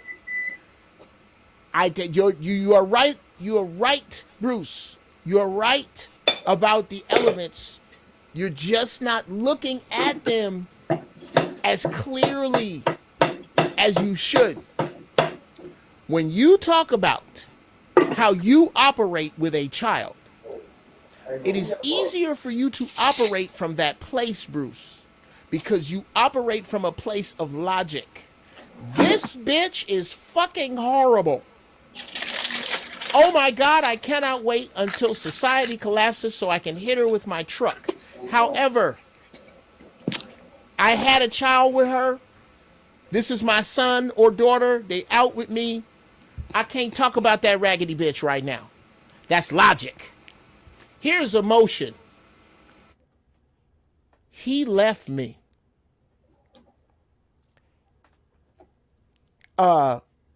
He wasn't patient with me. He fucking other bitches. I want him to feel what I feel. What can I use? And whatever the answer is commence fire now. What can I use? Can I use these kids?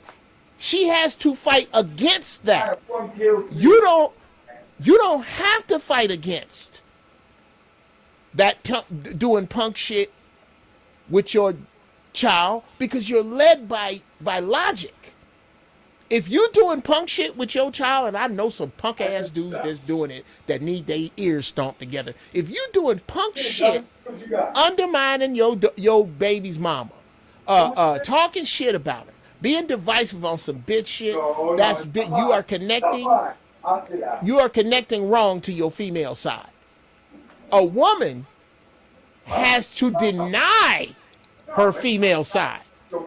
She has to find nurture. She has to find the nurture button through emotion and still nurture my baby, even though this horrible motherfucker gave me the crabs before he left.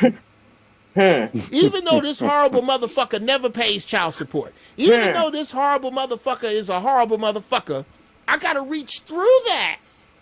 And there are women that do. That's not what you're going through, Brother Bruce. Now, speaking of, as I spoke before, I figured I could goad him in here. Ladies and gentlemen, the super dope, it was super dope. I'm going to set you up, Uncle Kev. It was super dope. You know how you always hear this, y'all? Y'all always hear. Everybody black here done heard this. You know them niggas on your daddy's side ain't shit, right? Yeah. That's it. We've all heard that. Because most of us are raised with our mother's side of the family. You know them niggas over there ain't shit.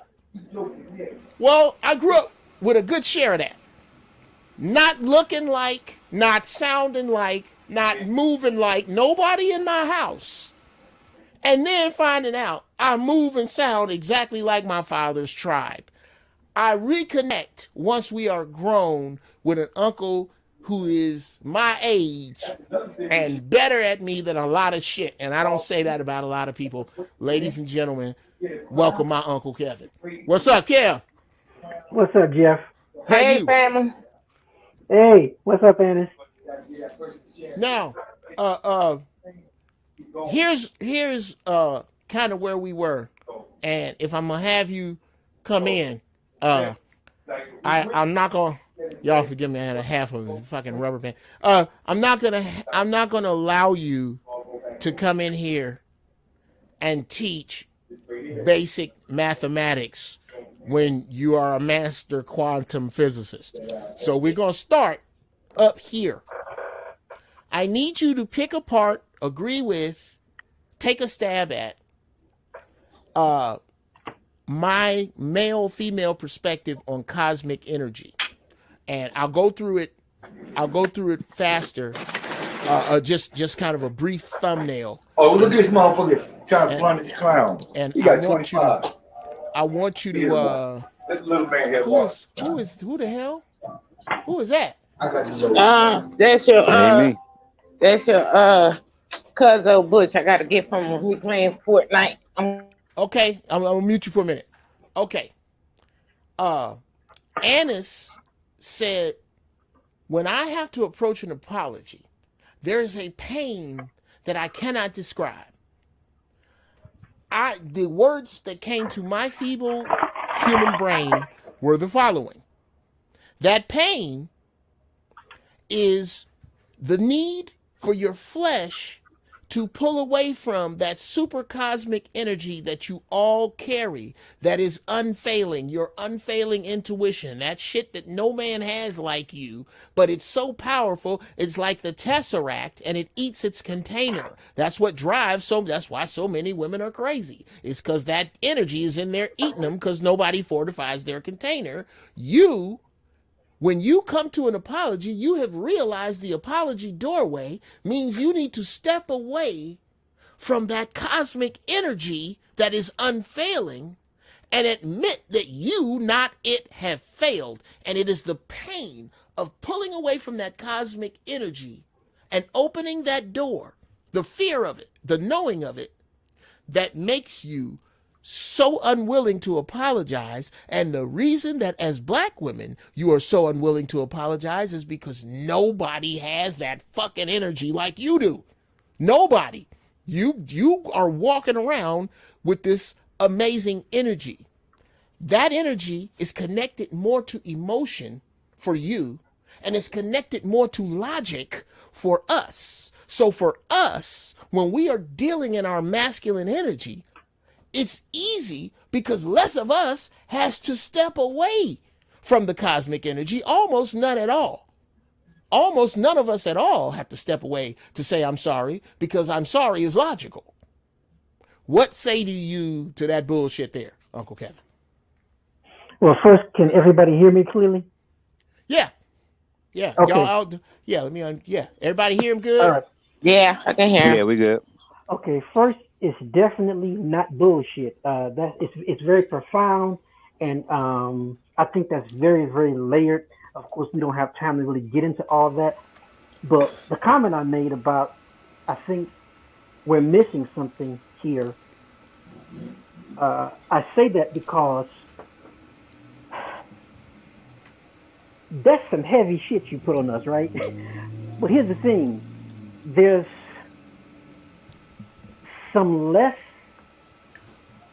there's a more practical element to it as well that I don't think we think about a lot. And I think this is the reason why we see this among black women so much more than other women. And Here it comes. Buckle up. Hit him. I think that simple element is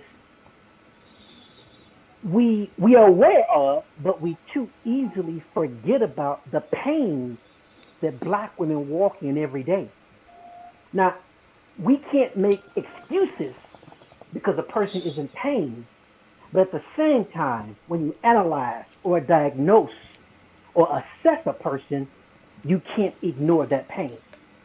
So what we're looking at is generations of women, black women who have been through a lot of shit, like black men have been through a lot of shit. The anger that's in our people. You know, I used to feel ashamed of black people being angry, even though the signs were all around me, because white America made that they demonized us with it. But the truth is, we're probably the most angry race in America, but rightfully so. Look at the shit we've been through. So I am no longer ashamed of that anger. I turned that anger into a weapon mixed with my intelligence. Okay, so what black women have not come to yet is dealing with that anger. So as a result of that, it becomes defensiveness. I can take care of myself. You're not going to hurt me. All these layered things throughout generations they've been going through, and then not to mention the women's movement having a profound effect on shifting their thinking. All these negative elements have brought them to this. Don't forget the war on drugs, robbing them of the best men for 40 years. Yes, man, bro, we can write a book on just those things alone, okay? So at the end of the day, everything you said, I agree 100% with. But we cannot say that without mentioning the pain our sisters are in, because that is a huge part of their response to black men. Wow. Okay. That's deep. I told you. Now, I must say, yeah, I appreciate the depth of that, Uncle Kev. I think that adds, yes. We can add it to the sandwich, but the way I like to come at it is from this angle with regard to which really is a great way to end up the show. And I want everybody's final. We're gonna fuck around with this, and then we're gonna get everybody's final thoughts. My Uncle Kevin is such an asshole for coming in this late. We're gonna have a show. I got to do a show. You got to come back, Uncle Kev. I like to say that this is the way black people need to start any argument with one another. Mm-hmm. This is man to woman. This is young to old. Any debate you're about to get in. Number one, let's assume the possibility that maybe both of us are right. That maybe both of us, that it is possible that we could both be right about this thing. Number two, let's start from where we agree and work to the edges. Let's start not with where we disagree. Let's start with where we agree and work to the edges. And most importantly, this is not something I'm doing to you. This is not something you are doing to me. This is something that we are doing as a byproduct of what was done to us as black people. Hold on. I'm sorry, nephew. Do you have what you just said, those 3 points, written down anywhere? No. Write them down. They just got recorded for all of posterity's sake. Okay, yeah, I got yes. Those are the three, bro. If you start there, okay, I'm gonna start, and that's I accredit that. Besides my good looks and just being spectacular in the sack, the reason that I have been with my wife so long, Cousin. yes, the reason I have been with your cousin so long is that I start, when we get into the bay, let's go into this knowing that I'm probably at the bottom of this. I'm gonna own my shit. I'm probably done fucked up. I know I somewhere, maybe. I'm open to that. Now let's look at this. Right out the gate, I get to make all my points.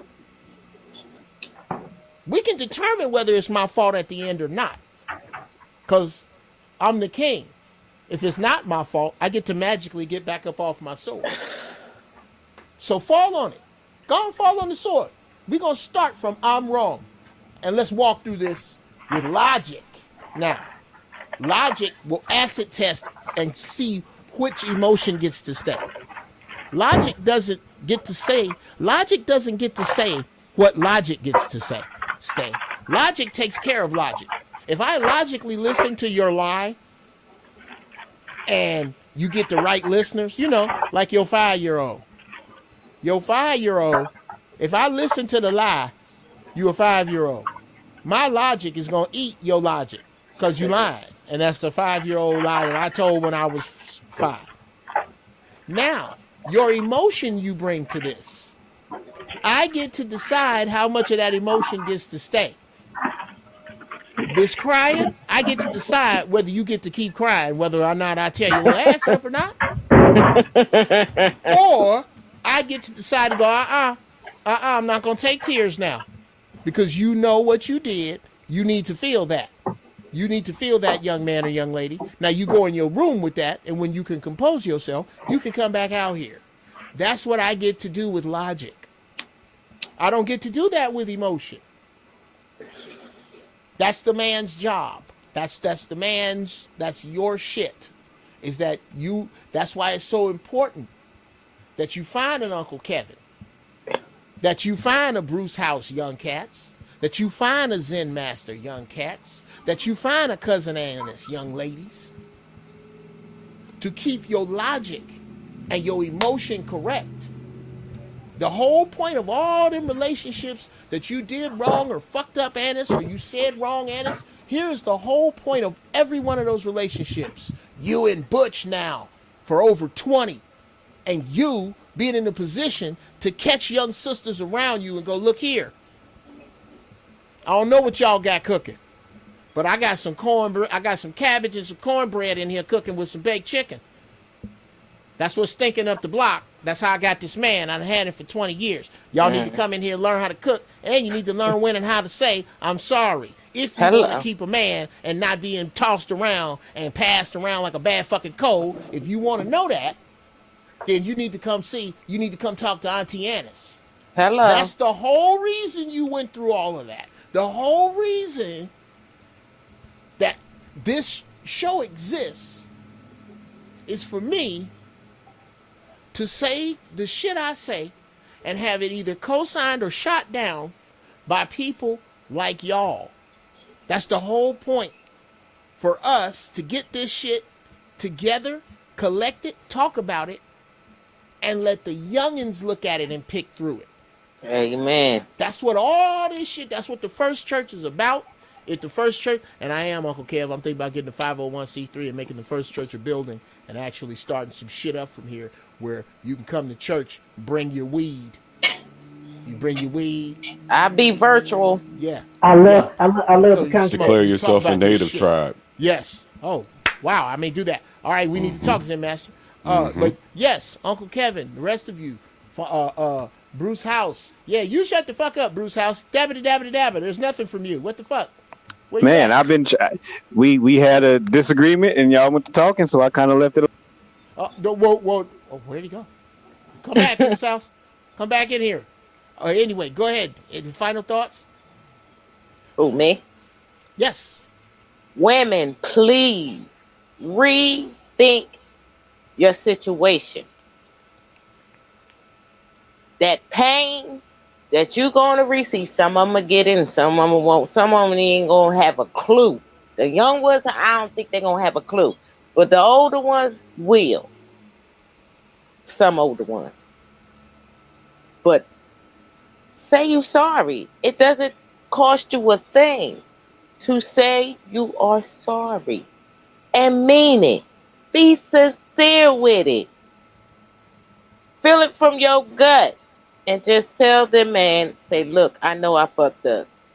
Let's do something to fix this shit. Or I'll fix it.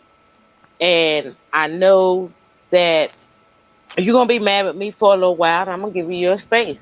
But later on, I'm going to rock your world. And it's going to be over and done with. We're going to move on. Go to the next level. That's how that works. Wow. That's awesome. Okay. Who want to go? Who want to go next with this final thought? You gonna go last, Bruce House, because we need to get back to whatever it is you disagreed with. Because generally, this is some other stuff, Uncle Kevin, that you need to be in here for. Of my vocal young Jedi's, Bruce House is the horse on the hill. He's the black horse. That's my Mustang right there, and we often draw swords, and we both come out of it learning on the other end. Very sharp young cat. So I'm gonna have him go last, or actually, because I like talking I like this shit. I can cut this shit too. Yeah, we're gonna talk for some more. My show is that dope. I'm not cutting it. Yeah, I'm gonna keep talking. Fuck it. Yeah. Say what you thought was gonna be your final thought there, Zen Master. Well, just the same advice for women goes for men. And I think that need to be right can lead to a lot of tension in relationships. I think it can lead to physical violence. And I think that you need to learn how to walk away from an argument. 9 times out of 10, just walk away for 5-10 minutes, go for a walk, cool off. When you come back, the logic and reason that Jeff has spoken about for the last how long will kick in. But never make decisions when you're emotional, no matter what that emotion is. Anger, sadness, hatred, whatever the case may be. Never make decisions under those conditions. Wow. I'm just, you know what? I'm proud of you people. I'm really proud of you people. let's see. Uncle Kev, any thought on your mind? I got a million of them, but I'm just gonna talk about one as a closing remark, and that is, I think I think too many people in relationships underestimate the power of real therapy. And I ain't talking about you going to visit a counselor or therapist for 2 months and think you're gonna be okay. I'm talking about somebody who's riding with you and your significant other for months or years of your life, and they're there for every altercation, there to Mm. talk through every disaster in your life. Because it's not until you can get to the root problem in yourself that you're gonna ever be able to be healthy in a relationship and help somebody else juggle theirs. You gonna Mm-hmm. defensiveness, fear, insecurity, all that shit comes from a place deep inside of you, and you're not gonna conquer that with just by just reading a fucking book or counseling with somebody for a couple of months. Some of that stuff can be a lifetime of work that you got to put in. But the issue is this: as long as you're getting better and your significant other know you're getting better, there's hope. Exactly. There's hope. But if you keep sitting in that same stuff year after year after year, saying I'm sorry over and over for the same shit over and over again, it's gonna be disastrous. It's just Yeah. that simple. Wow. Uh, Mm-hmm. shit. All right, brother Bruce, unmute yourself, man. Uh, okay. Unmute yourself, brother Bruce, Yes, and sir. and sit tight for a second. Let me. I'm gonna officially close this show out. Uh, and thank y'all for. I'm gonna do after show. So don't go anywhere. Uh, thank y'all for coming in here to the First Church. Again, this is what it's really about. It's about us spiritually sharing from a standpoint that makes God anonymous. Imagine that God has all these names that people give him, but we have a secret meeting with him where he gets to shed all of that and come in here and just be not even a he, whatever this force is that we agree. Because in order to believe that you know a God's name, you have to believe a man. You don't have to believe a man to know that there is a God. I'm That's glad you gangster. came. I'll see y'all next week. All right, babe. Love All it. right, no, that's the you gotta say that's some shit because I gotta cut it. I'm gonna cut all this shit. I'm gonna edit all this. So now we are over into some after show shit where Some shit you can cut on Tuesday and put it out. there you go. Look at this. See, that's what I was Uh trying to oh. tell you, Uncle Kevin. This is goddamn Bruce House. This is your sharp cat. Now, Fucking Jedi. yes, Finally. yes, young Jedi. Yes, you're a young Jedi. Yes, yes. Scheiße. Hit the Go lights, ahead, by the man. way. What's your what is your uh uh what are your My thoughts? What's on your gripe mind? my gripe is the same gripe that men and women have with choosing Christianity and being a Muslim. Mm? It's one is way more rules and the other is just because I feel like it's freedom. If one has way more rules and one is way more free. Wow. I believe the reason that women do what they do, nothing to do with it doesn't come in conflict with their spirituality. It's a choice they make, and it's easier to do what you want to do, however you want to do it, when you want to do it, when you feel like it. And nobody in it, and there's rarely, if ever, any well, for about what 50, 60 years, there ain't really been no consequence of being an evil woman.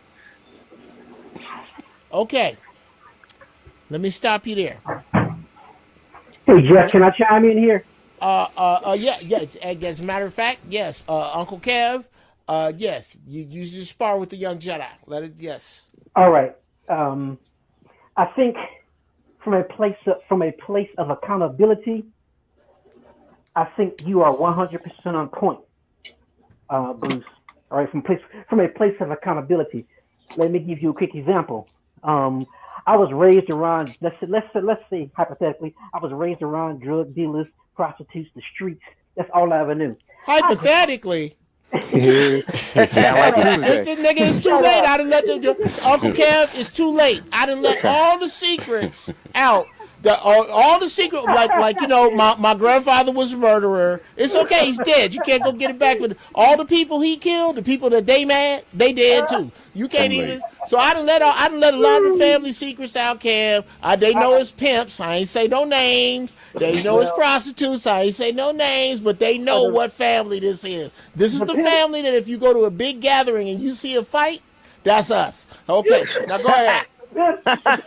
Hey Jeff, the pimps was on your daddy's side. Yes. All right, but seriously,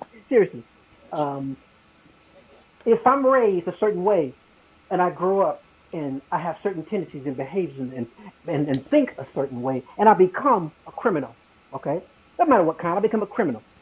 Now, one could say, okay, I'm accountable. Yes, I am. I am accountable. But there's a reason why I made those choices.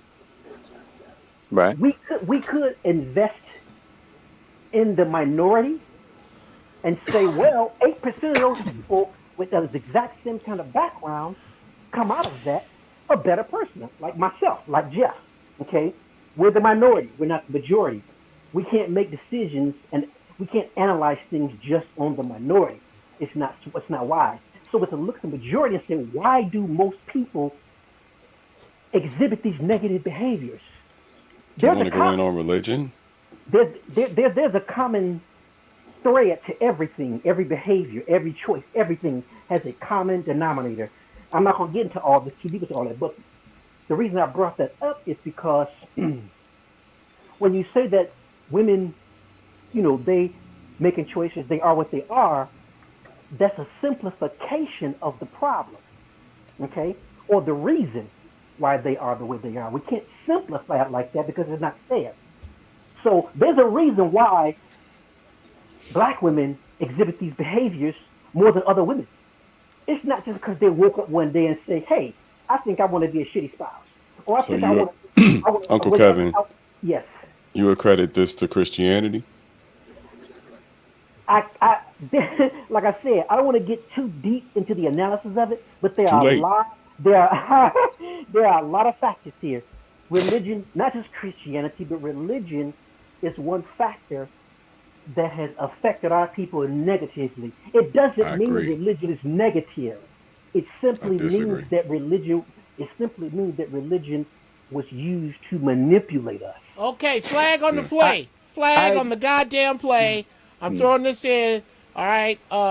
First off, Zen Master, I'm throwing the flag on your monkey ass because you happen to know that I absolutely agree with you, but that's on another subject that me and Uncle Kev disagree on, which makes it Zen Master. I'm going to get in contact with you, young Jedi. Are you sure? I'm going to get in contact with you. Okay.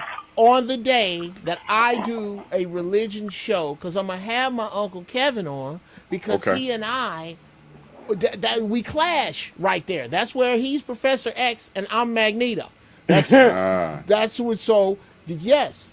So I'm the third rail. Yes, sir. You are, yes. You are. I'm the third rail. Exactly. I'll hold it close to the vest. Once we start getting our superpowers, you will be under my tutelage. My Uncle Kev, you and, I'm calling Bruce too. I got dibs on both of them, Uncle Kev. You got to find your own fucking Jedis. These are Jedis. Anyway, but my point is this. We're going to do a whole show on religion. We can't get, I have to stop that so that I can co-sign what my Uncle Kev is saying and put it back in Bruce's lap. After that, the floor is open. This is what I don't want to get too far from, Bruce. Yeah. What remember when I said we have to look at what was done to us? You're right. That falls under that category. I understand what you were saying about willful women, about evil women, these witches Not being in their, hold it, Bruce, not being in their energy. I get it. Here's where we disagree. It is not that they are detached from their evil power. Some of them, forever and ever, have been so damaged and altered that there is no way to turn that mystical power that you, not even you, Bruce, can deny that they have. There is no way to ever turn it toward good again, ever, because it's been so fucking damaged so long and by so good a damagers. There's no way to change it, and I am not, hold on, I am not excusing those women. I am submitting to you that you are inaccurate when you say that they are away from their powers. They're using them for evil, and they're too effective at it for that to be possible. What say you? I say that if we, okay, so the only religious aspect that I ever bring into it is the freedom of choice. Okay. So whether that's a religious thing or just a natural human immunity, doesn't really matter. You have the freedom to choose at every stage of the day. Absolutely. You don't hear, when it comes to men, you don't hear songs about how difficult it is to murder another man. Right. Because that is a natural state of being. You do something to me, I don't want you here anymore, and I know as soon as I feel like I don't want you here anymore, I know exactly how to do it. Right. It's socially unacceptable, and it could be petty, the reason I'm doing it. So we don't do it as often. So the song usually goes, it's a lot harder not to kill you than it is to actually kill you. Right. Because the exercise of patience and things I have to do and the things I have to take, the sacrifice I have to take on myself in order to allow you to live and breathe. Right. That's where the difficulty is. The same with them being evil is all I'm saying. So I like to make it simple because it is a choice at some point. Once a man makes you aware that you are doing something evil to me, you, regardless of whatever the reason is, you are now aware of the choice you are making. Okay. And at that point, you are now responsible for what you do or don't do. Absolutely. Now, let me stop you there. Because to this point, you have said zero things that I disagree with. You are absolutely right. There's no need to be on that track at all anymore. We are talking about the conscious choice of a human being when given these choices. Unless this person is a fucking sociopath, and some of them may be. There is no way that they do not... That's more common than you might think. Yes. Right, for real. Okay. There is no way, no, even in a sociopath's mind, that they did not hear this. Let that boy see his father who asked this weekend, or not let that boy. You are not getting an argument that that is a conscious choice that a human being makes either way. And we can put 100 variables right there, and that person will choose 80 to 90 of the wrong ones, and I agree with you. So we don't have to go down the road of personal choice again. We absolutely agree. Here is where we hit the bump in the road, is when we open the chooser box. And that's what I'm asking you to open. Open the chooser box, young Jedi. What is she using to choose? Here's what Bruce uses to choose. A box that's got some emotion in it, but it's over here, reserved for when I need it, and the box rest of it is logic. So when I open my chooser box, I can almost close my eyes and open my chooser box and come out with logic. I want to kill this nigga, just not here. I'm gonna kill this son bitch right here. His days is fucking numbered. Oh, I'm gonna get your ass, nigga. It just ain't gonna be nobody around, and we gonna grind you up in cat food. That's the plan. Because you went into the logic chooser box, young Jedi, and pulled out logic. You didn't pull out this nigga got to die now, because that's emotion. Because most of your box, without even looking, is logic. You're a man.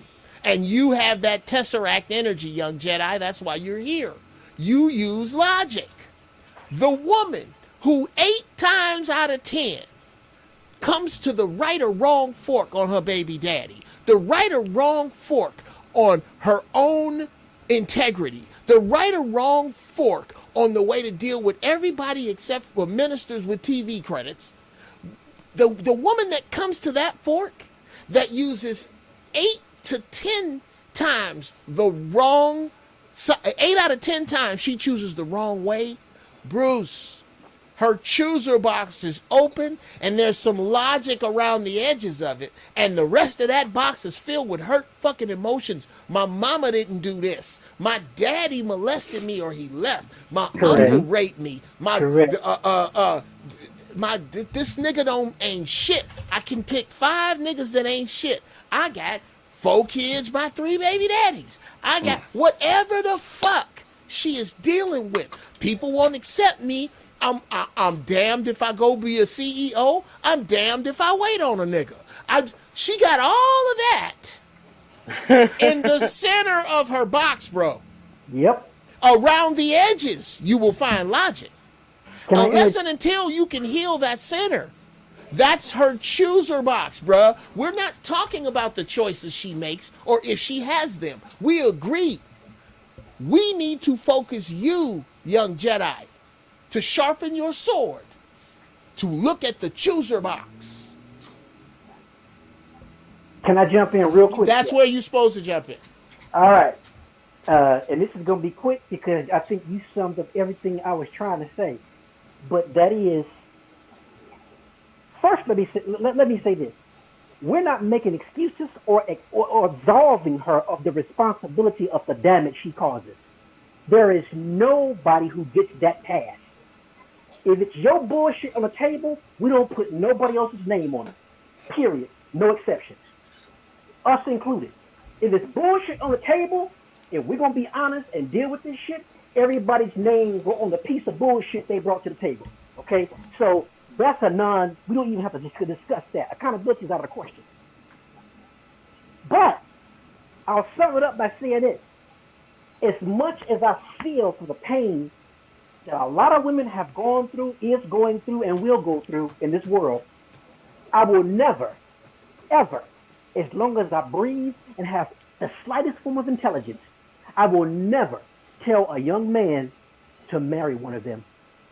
I'm done. My question regarding the statement "evil woman." Wow. I'm gonna ask for the whole panel. How do you define an evil woman? What do you define as evil? What's your measure of evil? Ooh. Okay. How bad clean up? Once it's a conscious decision. To do what? Go ahead, Bruce. To do something against to commit evil, like to commit a malicious act. Let's say it that way. So are we talking about crimes? I got a challenge. Okay, hold on. Everybody stop. Everybody stop. Stop, Bruce. Everybody stop. Okay. An evil woman is one who does a malicious act. All right. Consciously. So you consciously, this is the woman. Mm-hmm. My son is dead because of that police officer right there. My son was not carrying a weapon. Mm-hmm. This is the motherfucker that got off and he is in the crosswalk with his groceries by himself and the light is about to turn green. Is that woman who was raising that child by herself successfully, if I might add. She had a few brothers around her helping her with this boy that got shot. Oh, wow. This is a great episode, Jeff. That got shot coming home from a basketball game with his friends. Here he is in the crosswalk. Is she included in your evil? Nah, that's then you gotta cool make your murder. evil clearer, young man. That's what I'm trying to do. That's what I'm trying to do. Nobody talk. Make your evil clear, Bruce. Make it clear. Remember, you told me to stop talking before you gave me that example. So I just it's okay. So if somebody at least in relationship, if you are doing something to hurt someone else, You could not do that consciously. You can go, my my toolbox is what I saw my mother do. I didn't have no men. All I have referencing how to problem solve is TV. Those are unconscious decisions you make. And when you hurt somebody, if y'all still talk about it, then you understand. Once you understand that when you do this, you are hurting them. Okay, so when brothers cheat on sisters, are they being evil too? Hold this in. I'm gonna let you go. Keep going, Bruce. When you make the conscious decision to know that you are hurting them, you are committing an evil act. That's as simple as that. So yes, if you know cheating on her is going to hurt her, and you're only like most dudes only cheat because we don't want to tell them we want something new. I don't make excuses now. No, I'm just saying because that's how most dudes rationalize, right? We don't want to tell them we want something new, so we'll go do it because we know if we tell them they'll leave. They'll leave, right? Because it will hurt them, according to your definition. Right. So it becomes evil once you know that you are committing. You are. Zan, I gotta mute you because I'm gonna let you two go. I want you two to go. I do, but I'm trying to cut this together. So it's fucking hell for me. If you cross talk, it's too hard. I can cut all this shit. I'm gonna cut all this shit I'm talking about out. You ain't gonna never see this shit. I'm gonna put some dope shit in here. Bruce House, send me a picture. I'm gonna put that up while you talking. I was gonna get a picture. I need a picture from each of you. Send it to me. I'll give you the email. You can send it to any of them emails you see going by when I send my shit by. Get it to me. I'm going to cut all of this shit together. I'm going to cut you two going at it together with each picture. I'll do all this shit. I'm an evil fucking genius. I need you to trust me. Now, go ahead, Bruce. You finish, and then when you're done, we need to go through evil. Cousin Annis, I want you to, oh shit, another young Jedi just popped in here. Spark One Prime, sit tight. I want us to go through what an evil woman is, each of us. Okay. And then we'll go, and then I want you two to spar, Zen Master. Now go ahead, hold on. Hey, Bruce? Yes, sir. Can you give me about 15 to 30 seconds to suggest something real quick? No problem. Okay. Listen, I understand what you mean with the term you use that you're trying to define right now, but I think the word evil is far too relative for from different people's perspectives. The motive, you got to measure the motive, you got to measure the circle, you got to measure too many elements to define what you're trying to define with the word as generic as evil. I think we should choose a different word, and I think we'll get to where we're going faster. Okay. And furthermore, young Jedi, when it's my turn, I want you to listen very closely because I'm going to define an evil woman in a way that even my Uncle Kevin cannot deny. That does anybody feel what's forming in here? This is the X-Men. I'm telling you, when we start mutating, my Uncle Kevin is gonna have some Professor X shit, and me, I'm gonna be that sumbitch Magneto. And when I tell you the wrong white folks, I'm gonna pull them inside out. Anyway, go ahead, finish your concept of and use whatever word. Yes, because I'm gonna use evil. Kevin, yes, use evil. I'm gonna use evil. Go. I'm just not putting woman on it. I'm just evil is a conscious decision to harm or hurt someone else. Period. In relationship, we were talking about relationships, so that's evil. Yes, that is evil. And if you do, how long do you have to do this? Let me not. Once you are conscious of what you are doing to someone else in a relationship, which means I'm going to see you after this and try to smooth this over just so I can do it again. That is evil. Okay. Now, Spark One, I want you to get your concept of evil together. I'm gonna come to you, but there's some people ahead of you. Cousin Annis, What is your I what got would you you all. say is your interpretation of an evil woman? I think that's what we I started at. don't. It's not evil. Evil is told Uncle Kev said. Evil is a different meaning.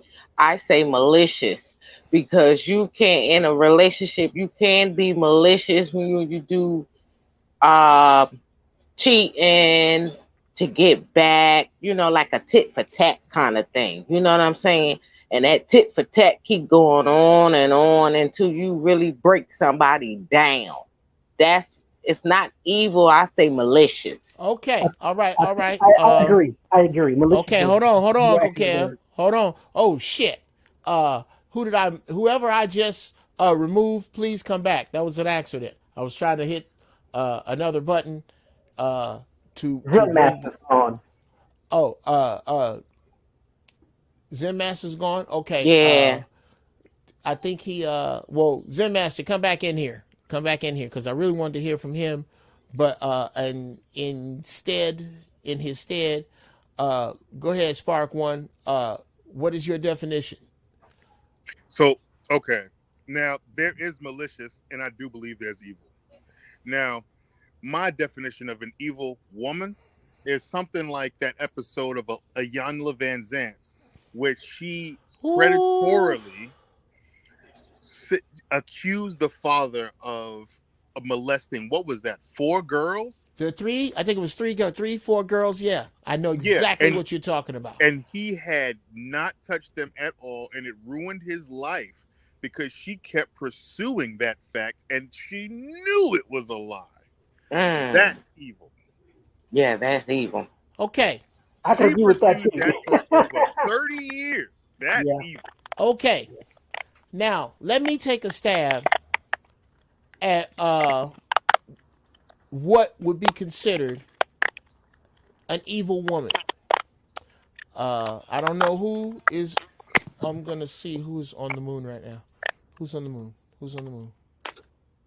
Who's on the moon? Spark One, you're on the moon, bro. I don't know what's going on. Everybody else, unmute yourselves. Spark One, you gotta go back to where you were. Stop moving around. Something, but it's there are chipmunks eating your signal, and it's beating me up in the headphones. An evil woman is simply one who does this, who allows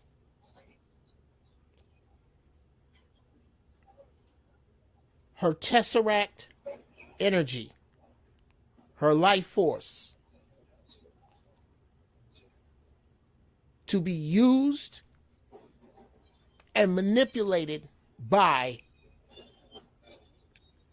the negative impulses, choices, words, deeds, actions, concepts, and ideas generated from the negative, dark side of herself.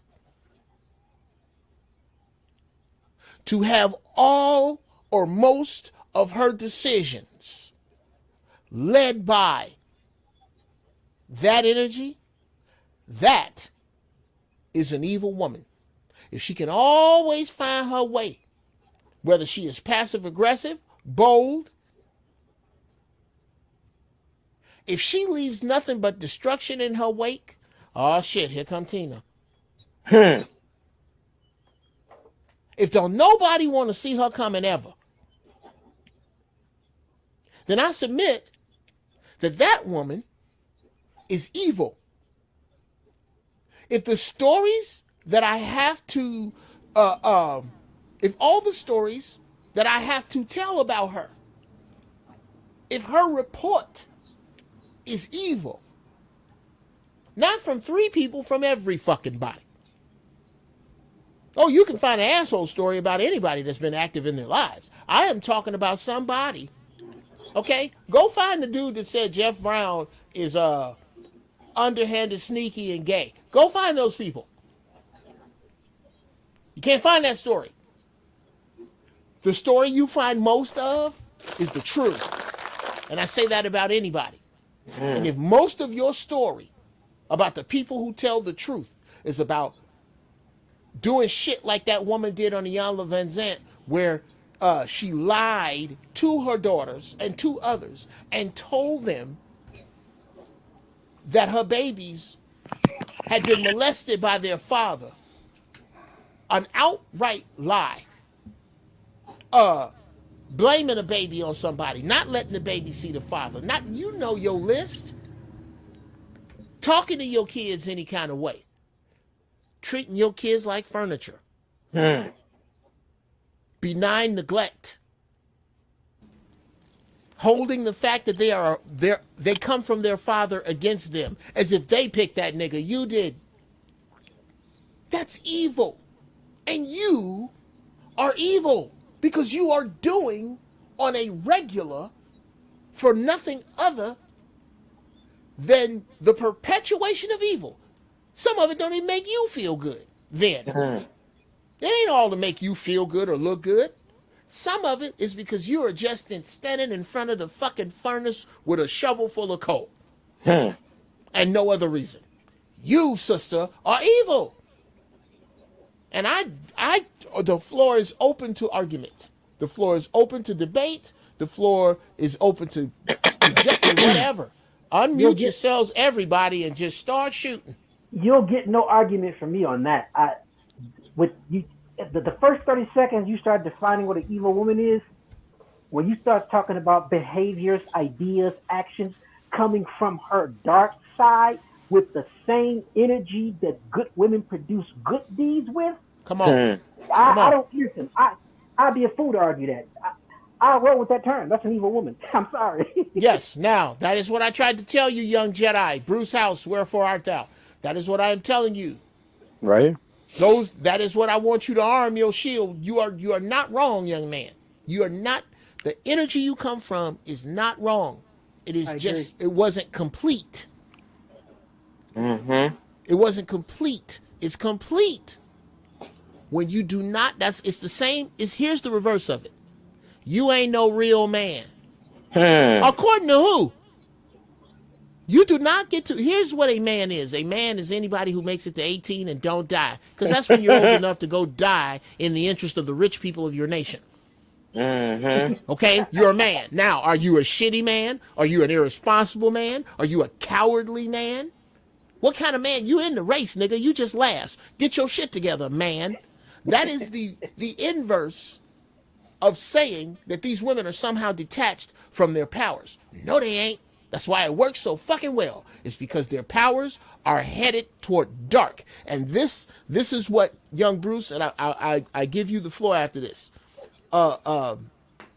This is what I say. This is the harsh shit I say about women, and I want to open the floor up. And I wish there were more women in here, but always right. I'm gonna go get some. Yeah, get some young sisters in here. I got till Sunday. I'm like, yeah, we can go ahead and go on this mission. I open the floor up to this. These are the women to speak on that same issue of our women. Dear sisters, between the ages of 35 and death, if you are not about the active business of teaching young sisters to be anti-media, anti-establishment, pro-black, pro-feminine, pro-mother, pro-earth, pro-energy, pro-food, pro-eating right, pro-life, if you are not about those things, sisters, we must write your monkey asses off. If you are older, if you are older and you still in the club competing against your niece and your sister's kids and your cousins, when you should be at home teaching any young babies how to be better people, and you are not doing that, if you still out here looking for a man like you would when you was 20, sister, we must write you off. You are done. If you are out here and you do not understand that now is not the time for you to be taking pictures ass first, if you cannot figure that out and you are over the age of 35, you too, sister, must go. And everybody in there, and I don't give a fiddler's fuck how you feel about how I said it. This is exactly what I mean. What say you, room? Shoot your guns. I'm ready. I'm ready. I've been thinking about it and listening. And I'm gonna take it back to the evolution of species in general, the survival of species in general, and the concept of altruism that's inherent to most species in the world. The fact that if I do right by my species will flourish. Selfishness is the exact opposite of that. So to me, it's evil if a woman in particular is behaving in a selfish way, as opposed to an altruistic way, which is supposed to be to the benefit of us all. So I'll take it back to the origin of species and leave it on those concepts of altruism and selfishness. Okay. Expound a little bit on the pro and the anti of altruism from the black male female relationship perspective. Sure. Take nesting, for example. Bird behavior and human behavior. The simple fact of building a nest, how a bird nurtures those eggs while they're in the nest, translates to human behavior.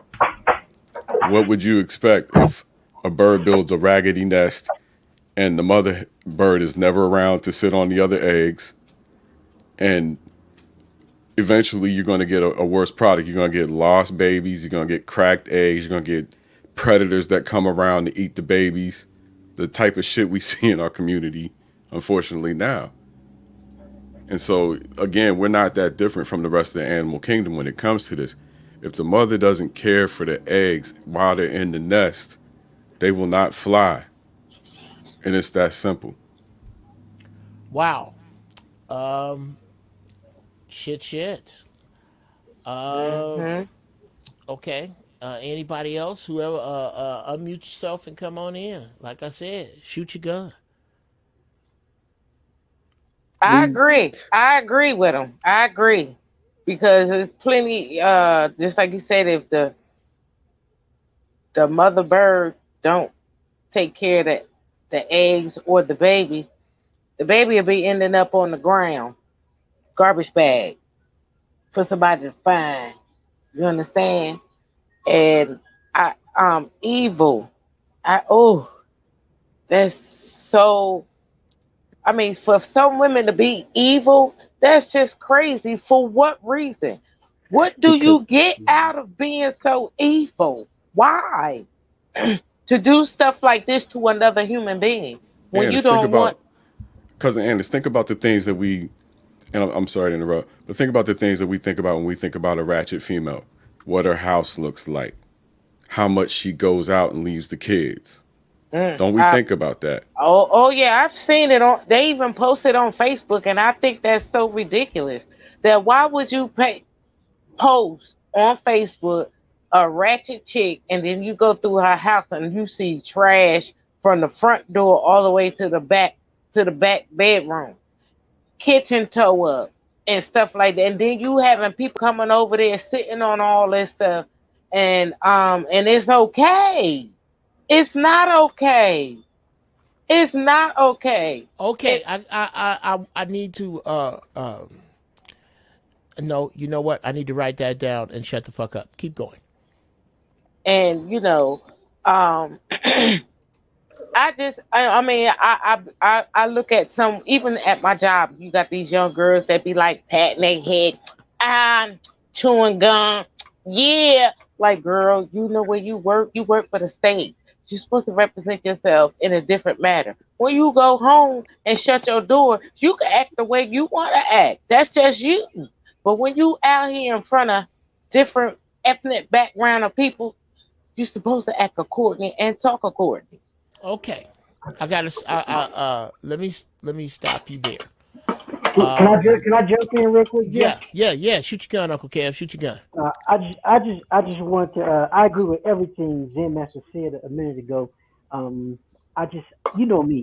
I like clarity because if ever we have to support our theory with,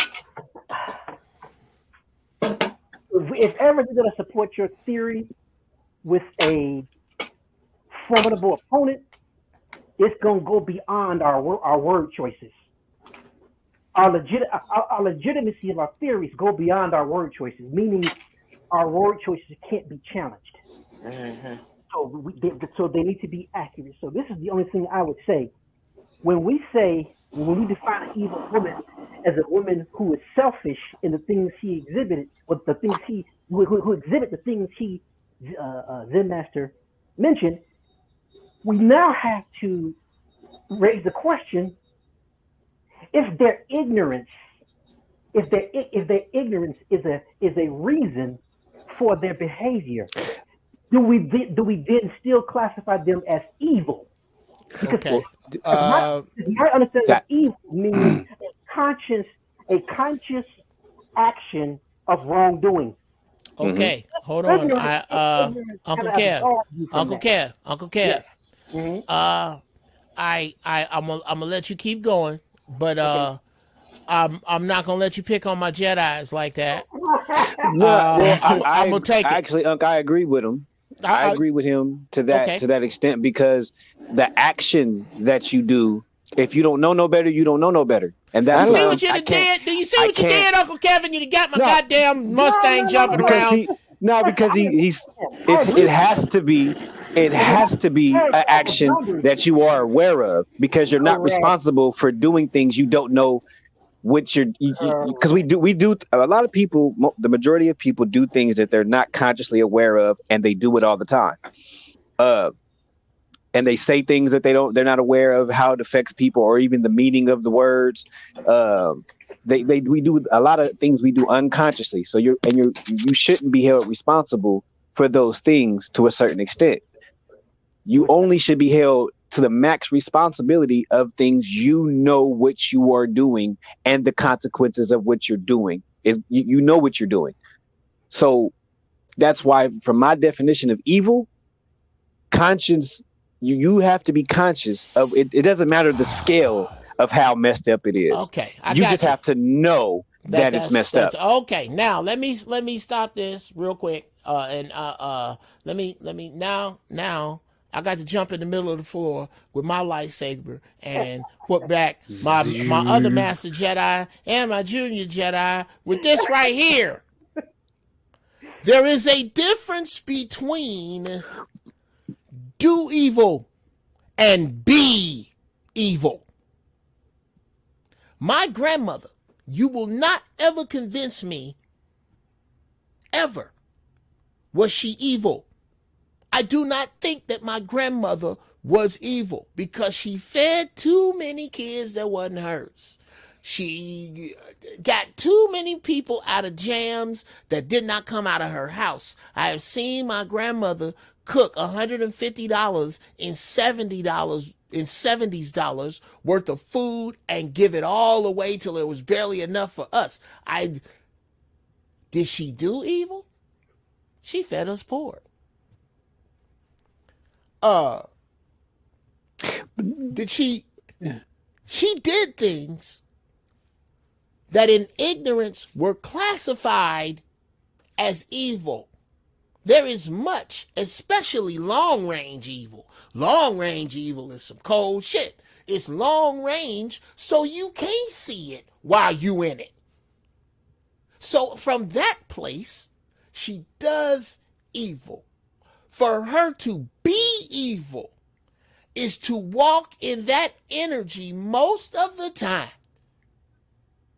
It's where you walk most of the time. If you spend most of it, that is evil. Can I interject? Sure. All right, I agree 100% with you. Being evil and committing evil is two different things. But the context of this conversation is an evil woman. Yes. Now, so it's not women who commit evil acts. It's evil women. Thank you. no, that's against your logic though, How because so? you brought up women that do evil. Sure. That's out of context. We're talking about women who are evil. Okay. So now ignorance comes into play when we consider calling a woman evil. Because if she's ignorant of her deeds being evil, is it fair to classify that her that way when she's ignorant of those deeds being evil? Absolutely, and here's why. Because if you're a bank robber that happens to go roller skating, you're a roller skate bank robber. But Well, if you yes. didn't, So but you didn't know robbing banks were wrong, could you call it a moral failure? No. You rob banks on a regular. Just right now, you roller skating. okay, That's what that evil. Hold on, I'm gonna let you go Oh, right after this, okay. Bruce. Yes, sir. If she does evil she doesn't know about, I'm not gonna step in and take that particular turd and call it different shit. This bitch trucks in shit. So it does not matter about her ignorance of what she is doing now, because you know what she gonna do 20 minutes from now? Some other evil shit. Right. Go ahead. Floor's open. So Go ahead, so Bruce. so my thing is this. You ever heard of you ever heard a white boy say every man? I heard a white boy say it to me, but he goes, every woman is a bitch except for mom, and dad to tell you different. Wow. Wow. So Good. so maybe grandma wasn't fucked up to you because you wasn't the aim of her fucked upness. Somebody has to be good. You like Lex Luthor is not evil to the people that he pay. Straight Right. like that. But at some point, Lex Luthor, there's a storyline called Public Enemy where Lex Luthor becomes president of the United States. And there's no crime at all whatsoever in the United States anymore. There's no hunger anymore. And Superman and Batman are sitting there like, man, now we know this nigga. Something gonna happen. And something does happen. And you have to wait that entire time for him to almost let the whole world go to waste, because underneath all of the bullshit is this nigga's intention. And his intention was evil. It just wasn't to you. It wasn't to you, so you don't see it. And that's the problem with not factoring in the consciousness. It's you know what you're doing. You have to know what you're doing in order to be evil. I'm not saying you didn't do nothing good. Okay, Never said that. hold on. Who's having a fight? I hear a fight. Pots and pans. Who the hell is that? You know who that is. Big cousin. Ennis. Is that Yeah, that's cousin. my, is that my cousin Annis? Jesus Christ, Yeah. Annis. You cannot wash dishes. I got to record this shit. Annis, oh God. And the thing is, I know she's wiping ambrosia off the fucking place. She's an incredible cook, but in Jumping Jesus, Annis, it sounds like a fight in the kitchen. It sounds like I put you on mute. Ennis, we want people to know we use lightsabers, not metal swords. Yes. Thank you, Uncle Kevin. Thank you so much. Yes. This is the Jedi rule. Come on. Yes. But so that's my reasoning for saying it's why my classification of evil is so simple. It just has to be you are aware of the deed you're doing consciously. You're not doing this for no other reason but to get the product at the end, which is whatever your way might be or whatever the case may be. But it is evil because you are aware of what you're doing. That's it. It don't matter how small it is or how big it is. It just matters that you know that this is fucked up. And that's it. That's enough. I understand that. What you have just described is a fighter and a weapon.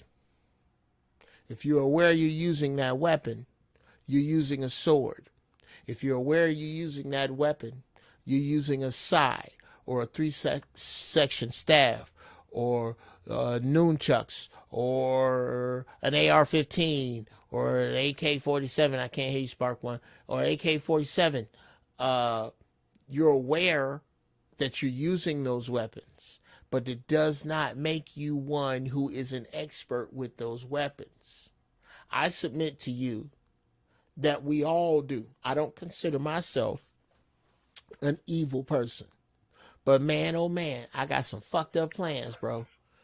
I don't consider myself an evil person. Now, if I truck in those fucked up plans, if I am always using that, if I am a swordsman in those plans, well, that is a color of a different horse. And that, Brother Bruce, is where I think we're having, I think we're having the issue. But that's exactly what I'm saying, is what you said. No, it's not. No, it's not. In which way?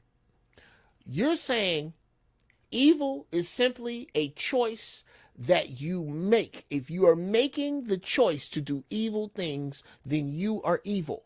I'm disagreeing with that. I am saying that evil things are in a case, and that to reach into that case and do this evil thing makes me evil. And in the evil crayon box, if 8 out of 10 times I got to make a decision, I reach in the evil case. I don't ever reach in the good case, especially with regard to this particular individual, with this particular set of circumstances, with this dude, with this girl, with these people, with this family, with this. If I constantly, with black people, if I constantly reach into the evil case to use a weapon from there, if I'm constantly using deceit, if I'm constantly using anger, if I'm constantly using lies, if I'm constantly being condescending or snide, if I'm willfully socially poisonous, that's all out of this case. And if I go to this case 8 times out of 10 with my baby daddy, then I'm evil. That's what I'm saying, and that is not the same thing. I think we're going out of context from this at this moment. Okay. Earlier, we all agree with that concept. We got into this subtopic because the heading of this subtopic is a statement. I think it was either Zen Master or I forgot who made the statement, but somebody made the statement that an evil woman is a woman who is selfish. She makes selfish decisions. And I came behind them and said, we got to be careful making blanket statements like that, because a selfish decisions can be made out of ignorance. And we tie that into evil, but the context is what a person does physically or a choice they choose to make doesn't necessarily make them evil if they're making that decision in ignorance.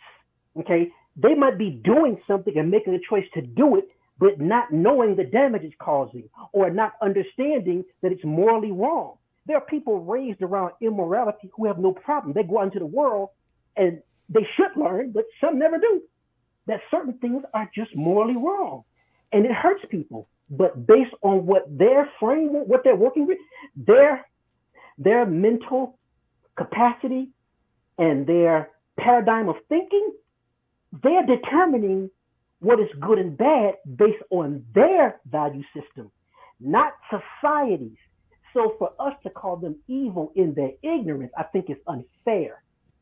The context is not someone doing something, reaching into an evil chest, knowing it's wrong. That was the context in the beginning of the conversation about 30 minutes ago.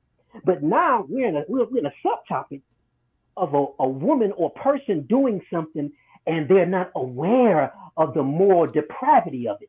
Okay, let's stop right there, Uncle Kevin. Can I stop you right there? I need to stop you right there. Okay. Let's talk about that person who is Spark One, bruh. I don't know what to tell you, man. Jesus, you man, was that the cricket phone? I mean, it literally sounds like they're like crickets, like something is eating. Does anybody else hear that? Yeah. Oh, okay. It's crackling. Yes. And I'm sorry. My Wi-Fi is being a beast right now, but can I just make one point before I go? Hold. Yes, but I need you to. I need you to. How long you got? You got to go? It's going to be really expedient. I've already made it simplified. Okay, sure. Go ahead. All right, so here's my thing, right? So we talk about people's good and evil in a real extravagant manner. It was explained to me when I was in my 20s as drinking laws, right? You're not going to mix 6 shots of Henny and then start drinking vodka, right? And if you do, the laws of the drinking world don't forbade you from punishment. Like, ignorance to the law is no excuse. You're going to throw up either way. So if you're going to be evil, then that goes at whatever you reap, you sow. You know, whether you were cognizant of it being an evil act or not. Simple as that. I'm just going to put it that way, and I'm going to mute my mic. Okay. My response. No. Okay, go ahead. Uncle Kev, I'll let that in. I actually, Spark One, actually, that could have, this would answer that. I'm going to ask you, Uncle Kev. Okay. This woman who does the ignorant, evil thing, I'm going to line up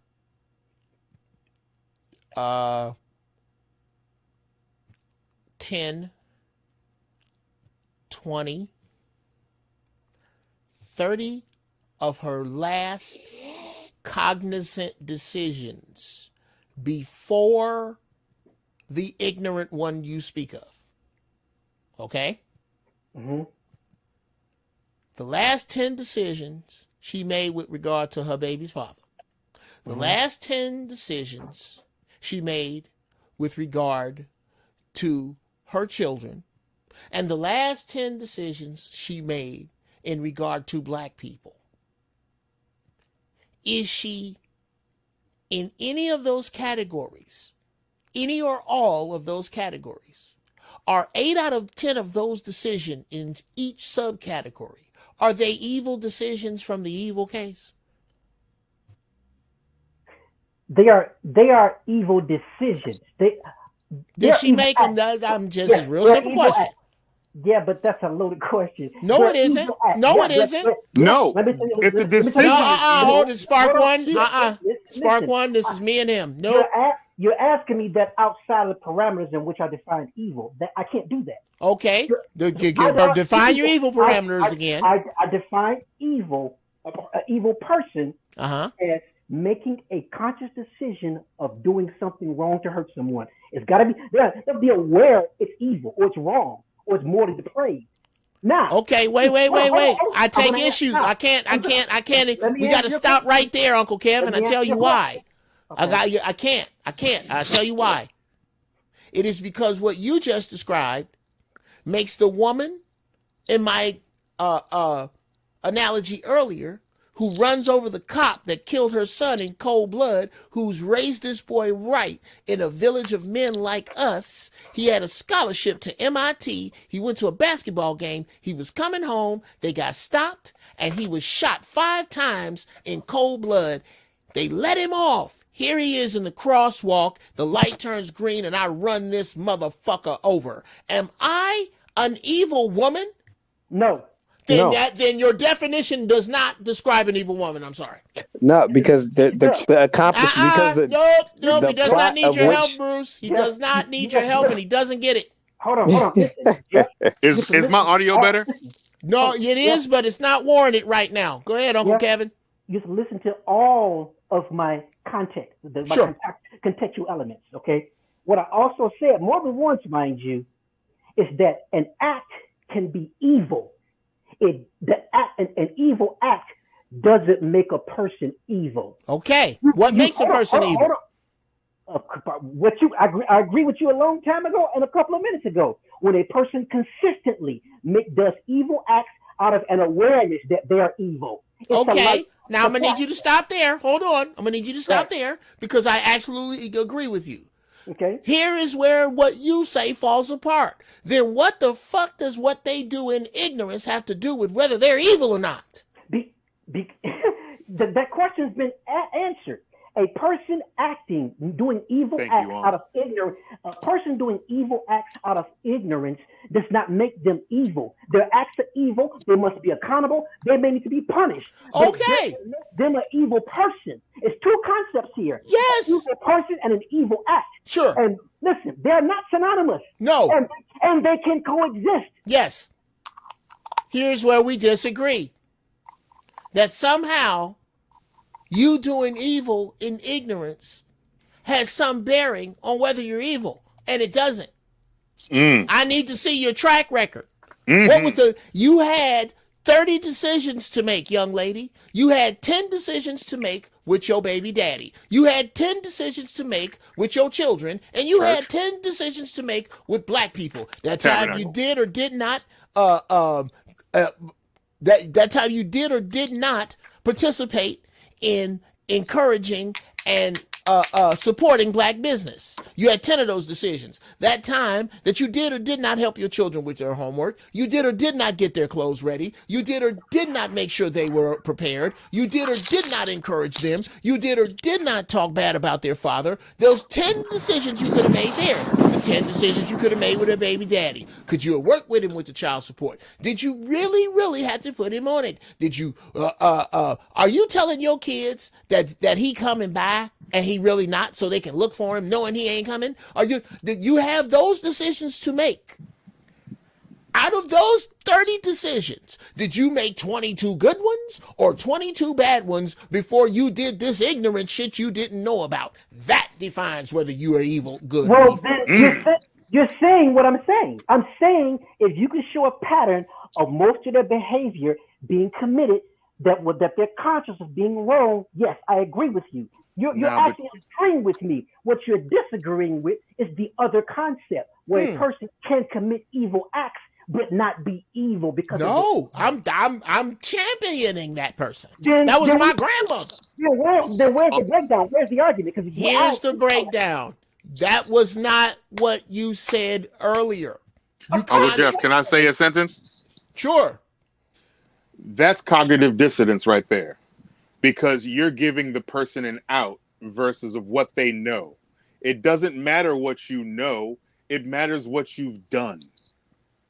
Okay, once again, that the act being evil, that is absolutely 100% we correct. all have an innate right. Sit tight, Spark Prime, sit tight. Go ahead, Uncle Kev. Yeah, it's okay. What he just said, I agree 100%.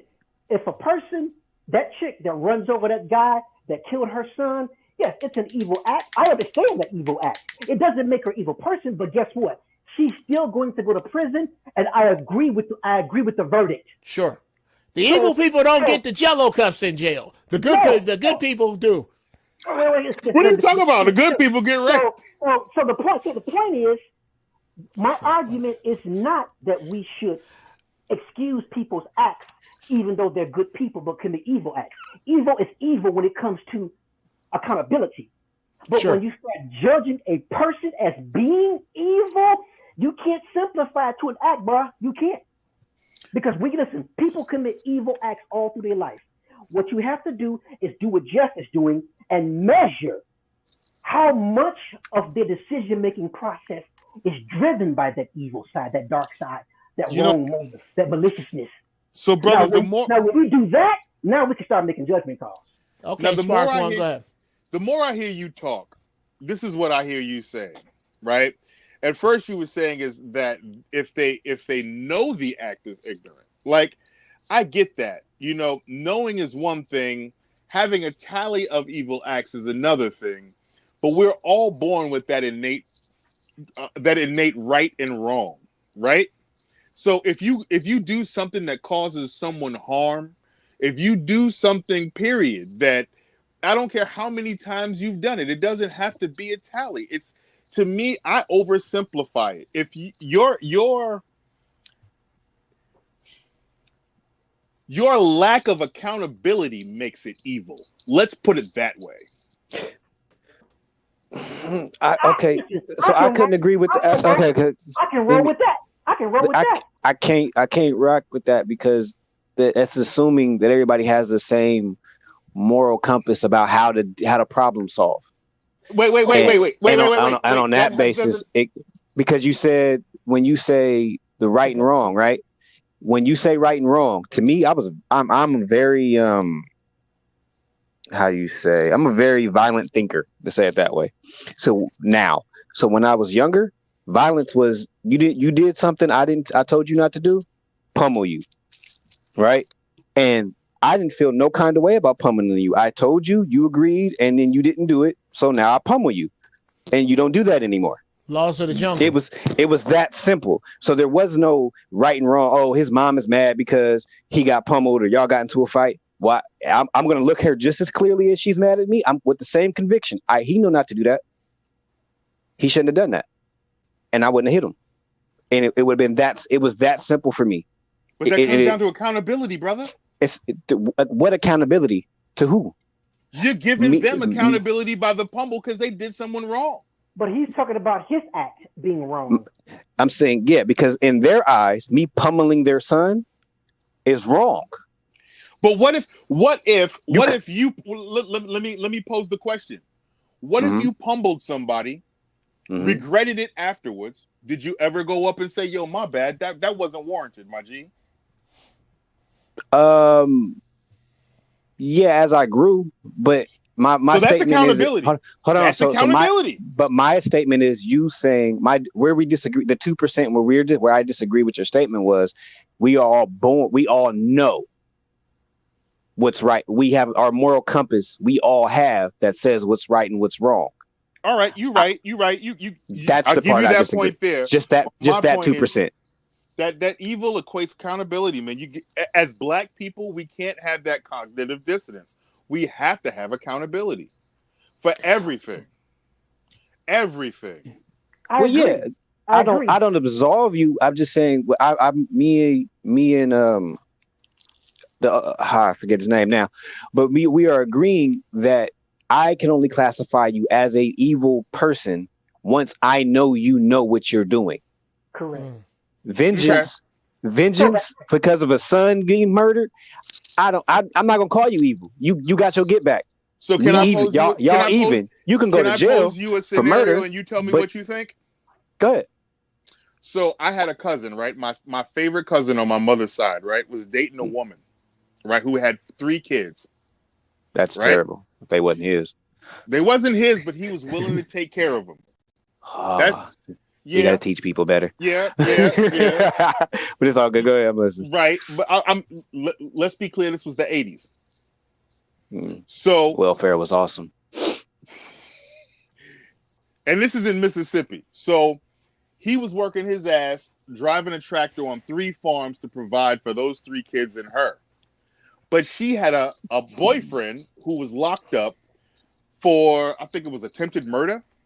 And when it was time for him to come out of jail, she blamed him for touching her kids so that he would get locked up while the other one was on his way out. Mm-hmm.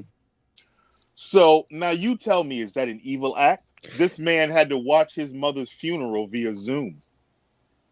Yeah, that was evil. She had a plan. Look, she had a whole machination to do what she did. This wasn't something she woke up and just was like, I'm just going to decide to do this and I don't know what's going to happen. You knew what was going to happen. You knew. Now let's be clear. Okay. Let's be clear. This is actually a trend in her little town. This hasn't happened to not just my cousin. This happened to bro. This happened to I got a chick. Brothers in that town. I got a chick right now that told the police I pushed her so she could win an argument. It's that like I understand. Like there's no respect to person when it comes to when you do certain things. That's why I said I don't want to say I didn't want to leave it on women. That's why I tried to get it away from women. I believe an evil person, a woman has doesn't make her special because she's a woman. No, if you do something evil, it's evil. That's why when a brother said earlier, if you cheat on a woman, is that an evil act in your relationship? Yes, that is an evil act. Once you understand that this hurts her, and you're going to do it anyway, and then try to keep her, and that's an evil act. Well, let's go ahead and circumvent. Peace to the balls, everybody. Thank you, brother. Let's circumvent all this shit right now, and I think this will be our last subject. We can get into the good and evil of cheating, but there is absolutely no way to cheat and do good. Is it good when you cheat at cards? Is it good when you cheat at Monopoly? Is it good when you cheat? The only thing I can think of that's even neutral with cheating is when you're told to cheat to the camera. The right there, when I have a you neutral. say the word cheat, give me a neutral. A polyamorous relationship. That's not That's cheating. not cheating. That's not cheating, no. But it's a neutral. No, Nah, that's but it's not not neutral neutral, because because the y'all have person an knows what agreement. you're doing. Yeah, y'all That's have an not agreement. cheating. This is an understanding. No, Okay. Cheating then I is when retract my you're statement. there I is retract that. yeah. no neutral. That's the When you cheating. cheat. Cheating meaning you go outside the rules. Yes, Also, yeah. whatever the rules are. You may have this rule. That's why you don't get in people's shit. Back in the day, a gang of black folks had this rule right here. Look here. We done set up and got the shit we just got out of in the 40s. And now we over here in the late 60s and early 70s. And we live over here in Pill Hill. And we got 2 Cadillacs and a house over here and kids going to college. My kids is in the college in the late 60s or early 70s. Who's being attacked by wolves? I hear some shit in the back. What the fuck? Who's that? Is that you again, Annis? Jesus. That's Annis again, for the love of God. Annis, I'm trying to cut this shit together. Anyway, you got to be okay. I can't hear you right now, Annis. You got to be where it's quiet. You have to be, or I can't use any of this. All right. Where the fuck was I? Somebody spit out pink nipples. I was just about to say that. This Wasn't nigga stole that pink from me. It Oh was my not God, you pink was in my nipples. mind. Uncle Kevin, you are not allowed to spit out nothing stupid. You're supposed to be able to hear. That was in my mind. Yo, he stole that from my brain. I I feel was like just did that talking with my about mind. something, you sons of bitches. The good and evil of cheating. Yeah. The good and How evil there's of no cheating. good in it. There's no way to say. You use the word cheat. Yeah. Oh, that's what I was saying. Pill Hill. You got people that fit this description. Okay. You got Cliff and Claire Huxtable. Take them out of New York and put them in a place in Chicago we call Pill Hill, where a bunch of black doctors and black architects and lawyers, they live over there. Do you think that they came? Many of them were second and third generation that? No, they were not. No, they were not. They were the first generation of that shit. Do you think they were going to undo what they just did after they just came from Mississippi eating hog guts? They are going to undo this shit because my wife likes Freddie and I like Jackie? Or even I like Freddie and my wife likes Jackie? Nigga, they wasn't finna undo that. So they had rules that was none of your fucking business. And that's not cheating. Because they made those rules. When you step outside of the rules, these are the rules I have for me and my wife. And I expect her to abide by these rules because I do. When I am in public, I act like my wife is standing right here. And I don't do shit I wouldn't do if my wife wasn't standing right here. And that keep me cool. I ain't got to deal with nothing. Now, if we gonna change these rules and she decide we want to open this motherfucker up, well, now we doing something else. But between then and now, anything outside of those lines is cheating. It's cheating. It's that simple. Whatever boundaries you make, once you make them, everybody has to respect them. And when you don't, you're cheating. Mm-hmm. There's no, then you don't have to ask what's good and evil. Then there is no yardstick of evil. Then if I wind up fucking somebody, there is no yardstick of evil, because to fuck someone outside of those guidelines means I don't make one decision to cheat. I have to make several hundred. Well, what are you going to wear? What time are you going to shower? Which drawers are you going to wear? Which car you going to take? Which one got the most gas in it? What time you going to get there? What y'all going to do before that? What you going to do after that? When you going to take a shower? You going to take a shower there? You going to take a shower when you get home? Hey, don't take a shower there. Go by the gas station, run your finger around the gas tank, the gas nozzle, and go like this. And then when you get home, jump right in the bed. What your wife going to say? Ooh, you smell like gas. Go take a shower. All that shit in one bundle is evil. So it really gets to be that simple when you look at it. Yeah. And that has nothing to do with whether she's fucking your brother or not. That's you. Yeah. Yeah. I've seen that happen. And that's a great way to bring I'm in the middle of 9. That's a great way to bring it back full circle, because the show started with apologies, and it doesn't matter what the other person has done. So, yeah, the bottom line is apologies, evil, everything in that context when it comes to taking accountability for what you are doing or have done has nothing to do with the other person. It's all about you and what you're doing and whether or not you're remorseful. Yep. Wow, that is fantastic. And on that, I'm kicking all of you motherfuckers out of here. That is so good. This is one of the best shows I've ever had. Uncle Kev, Bruce House, Spark One. You came in late, but you came in punching. Cousin Annis held it down. Cousin Annis, you wait till this shit might go viral that you said about that pain shit. That shit is so, sis, you don't know how fucking dope that is. That's fucking, I ain't never heard no shit like that. That's wait till I cut all this shit together, y'all. We are really gonna be proud of this shit. And you other 23 motherfuckers that hung in here with me for this dope, you can't deny. I'm gonna go and toot my own horn. This is a bad fucking show today. I am unbelievably proud of my panel that I've had. I am so thankful to y'all for y'all coming through the way that y'all come through, man. I mean, this is just super dope for y'all to bust in here on me like that. And it's really, to be honest, it's a compliment to the type of people that I roll with. It really is. It's a compliment to you guys, and just seriously how dope the people who listen to me are. I'm flattered.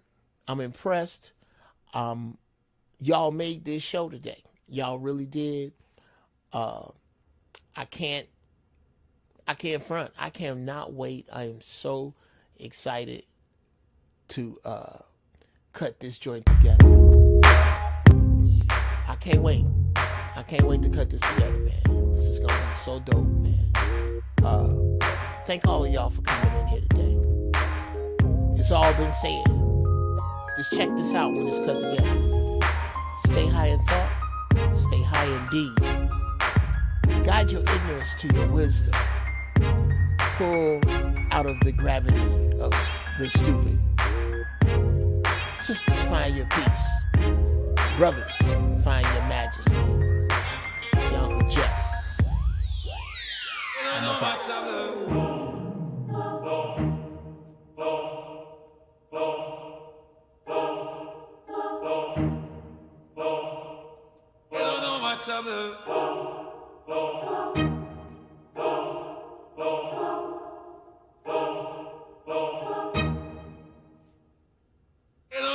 Trouble.